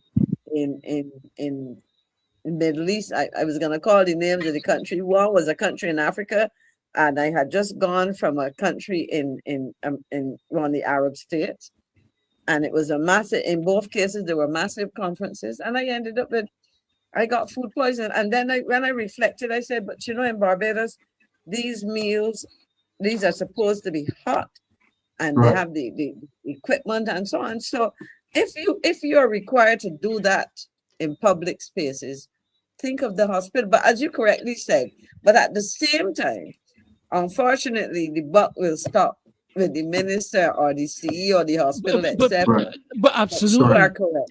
Of course, absolutely. I mean, at the end of the day, even Maxine, you do. I think you do lectures in business and these kind of things, or you did. I don't know if you're still doing it. At the end of the day, if a company does not function the way it's supposed to, the buck stops at the general manager or the CEO. It doesn't go down to what we would term the grease monkey. It doesn't mean the grease monkey is excused from doing his job. He or she has to do the job. That's correct. Yeah, but at the end of the day, it is the responsibility of the general manager or the CEO or whatever terminology you care to give the individual to ensure that the job they're supposed to do is done. Exactly. And whether you delegate it to persons in your admin, I mean, Apostle, in terms of church administration, you as a pastor or apostle or leader of the church, you can't do everything. You delegate responsibility to staff members or board members or persons within the context of your church or your ministry, whatever it is you're doing, to ensure that the policies that you have established, the legislation, or whatever you care to call it, the bylaws or the constitution or whatever, that is followed. Because at the end of the day, everybody is going to suffer if it's not. Yeah. Well, Rev, but at the end of the day, it all rolls back on you to ensure that the people are carrying out what you have asked them to do. Yeah, well, listen, Rev, I'll tell you why this partly why this spells badly for the QEH and its administration. I have a friend of mine that sells juices and coconut water. And just the other day, I was passing by him, and he leaned over to me, leaned into the vehicle. He said, that's the ministry. They came to check to see that. He said they came to check to see if I got everything covered and to make arrangements to come to the house to make sure that everything is sanitary while I'm preparing the juices. So if they are doing that on the level of a person who is making juices and selling them, and coconut water, if they're willing to do that with that individual, why are they not making sure that the standards at the QEH are held to the highest possible levels? Why are they not there doing that? How can rodents be in the kitchen and in the laundry room of the QEH? Those same bed linens that will end up on beds in the QEH. Why are they not doing what's necessary to make sure that our people, patients at the QEH, are being treated at the highest level of respect and dignity when it comes to their performance? Something is wrong here, Rev. Something is wrong. It must be rectified. I think you all will recall the Prime Minister doing a tour of the Queen Elizabeth Hospital not long ago. Yes. Not long ago. I did not see the entourage, but I was disappointed that the Minister of Health was not doing the tour. Because what it would appear to be is that unless the Prime Minister is a hands-on person, in other words, what's the point of having a minister? If you have to be the person that goes through the QEH in an attempt to use a photo op or whatever you care to call it, a publicity stunt, to show people your care or your concern, what is the point of having your Minister of Health? Because you appoint people into the position of ministers to carry out responsibilities, and they should delegate those responsibilities. And if there's a failure in their area, then the buck comes back to them. And as the Prime Minister, you should be raking them over the coals, not for embarrassing your government, but for not providing the services for the people who employ you to do the job. Correct. I agree with you, Rev. Yeah. Something's wrong. Look, folk, I wish we had more time, but 10 o'clock is gone. And I want to try to honor as best as I can Marcia's request for me to try to keep as tight to 10 as possible. But there's just so much, sometimes I wonder if we shouldn't. No, don't let me go there. Don't let me go there. Maybe, sometimes I wonder if we shouldn't just deal with one subject for the whole show. But there's just so much happening that it's almost impossible to do that, because in any singular week, there is no shortage of problematic matters occurring or things that would cause questions within any singular week. And it's very difficult then, to be able to deal with all of these. I mean, look at how many things we've dealt with tonight, Maxine. Yes. From the beginning. So even if we start to talk about one topic, it flows into the next. A number of issues, which, we talk about the problem at the hospital, and then you look and see what are the implications for other kinds of things and so on. Yeah, but you look at data centers which are now dealing with health as well, because a lot of people overseas are pushing back at it because of the health issues relating to the proximity of data centers to their communities, which is a health issue. And that health issue becomes a problem when it becomes an immigration matter with people coming in from the country to put a birth. There's just no way of dealing with any singular subject at the exclusion of all the others. There's all an interrelation, interconnection, and networking almost, if you want to call it that, of all of these things. And so it becomes very difficult to isolate any one and just deal with that at the exclusion of the others. All I can say is that you all have again done a marvelous job. Apostle, I'm just so sorry you joined us so late, but I do know why, and I appreciate you being able to come on Friday nights. That Yes, I sir. really have to commend you for that, because I do know you have a service before, I believe, and you come out of that to us, and it speaks to the care and concern that you both have for the people of our country.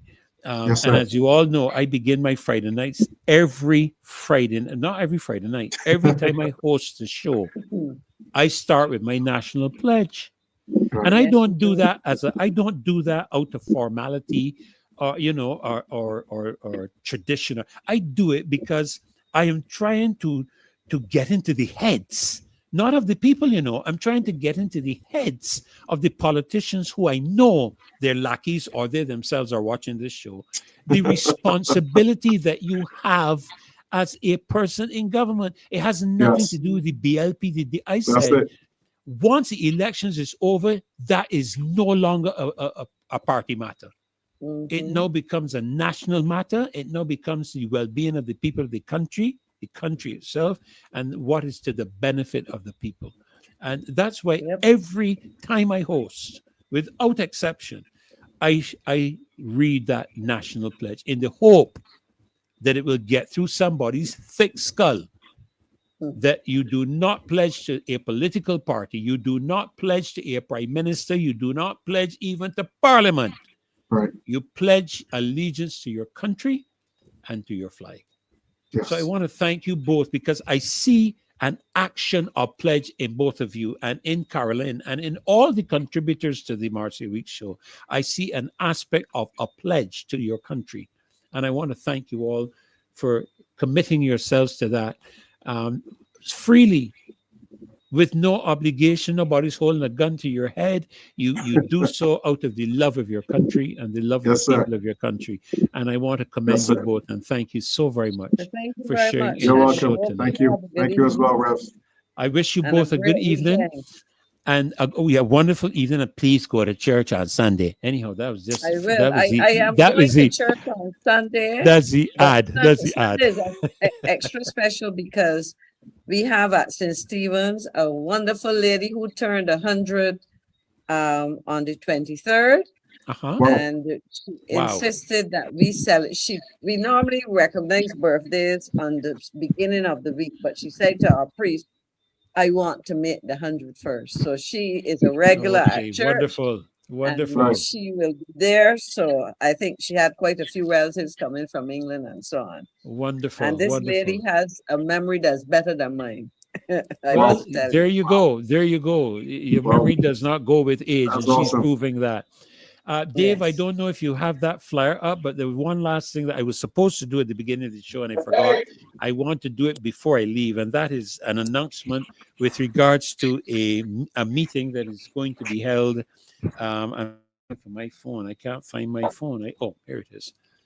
Dave, that flyer to do with that meeting to be held at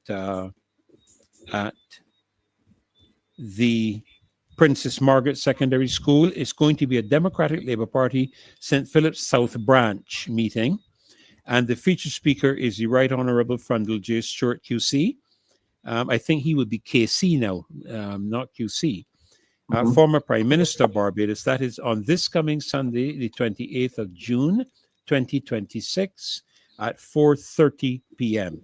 The topic that the former Prime Minister will be addressing is the state of politics in Barbados. And that should be a very interesting address to hear. I would really like to hear his thoughts on it. I don't know if, Dave, you have that flyer that you can put up as we end the show tonight. And of course, I know you're going to have a song to wrap up the evening for us. So that is and you know, folk, we are the loyal opposition. There's no opposition in the parliament.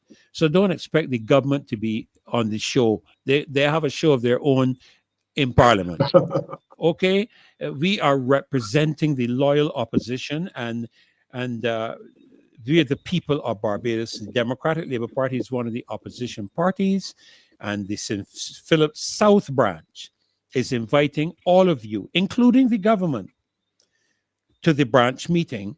The featured speaker, the Right Honourable Frundle J. Stewart KC, I'll correct them on that. former Prime Minister of Barbados, because I think I heard Mr. Thorne speaking to that matter on Brass Tacks. On Sunday, the 28th of June, that's this coming Sunday, 4:30 p.m. at the Princess Margaret Secondary School. The topic of the address will be the state of politics in Barbados, and all are welcome. Thank you all for being with us tonight. Maxine, Apostle, those of you in the loyal opposition by name, I wish I could name all of you, but all of you have contributed just by being here and making this show a success by sharing and also giving us the thumbs up in both the YouTube, and I'm not sure how Facebook does it, but however it's done on Facebook as well.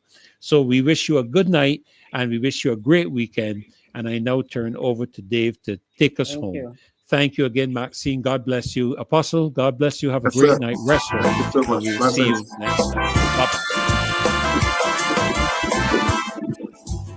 Fire! Ronnie Clark! The Vibe Patrol! Oh, shoot!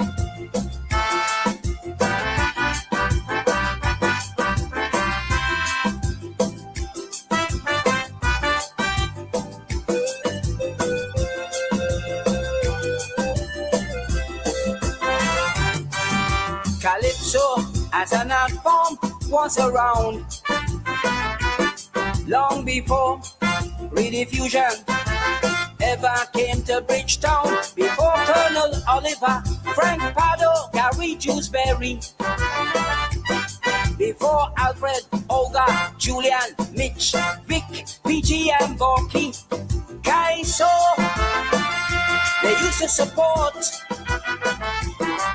Last year, one man proceeded to make sport, banning a song about Carol Roberts that wasn't right, but had the audacity to play the song on finals night. They think that Bajan's foolish when it comes to the media, firing a known broadcaster who sings calypso. I should know. Using an appearance by the announcer, speaking of the judging night on Marcia Week show. So don't mind them integrity, don't mind them loyalty, don't mind them honesty, don't mind them. Dennis Johnson, John Doe, Maurice Nobel, Alvin Topping, Carl Scott. Who do they think they are with such a defense?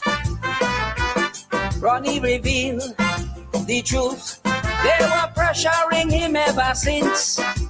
Document after document was shown at the march. Information they had never made known. So sad, bad, mad, hurt and pain to see that voice of Barbados is a puppet of Port of Spain. What would Harold Hoyt say about this circus of shame, undermining his legacy, disrespecting Fred Gollop's name?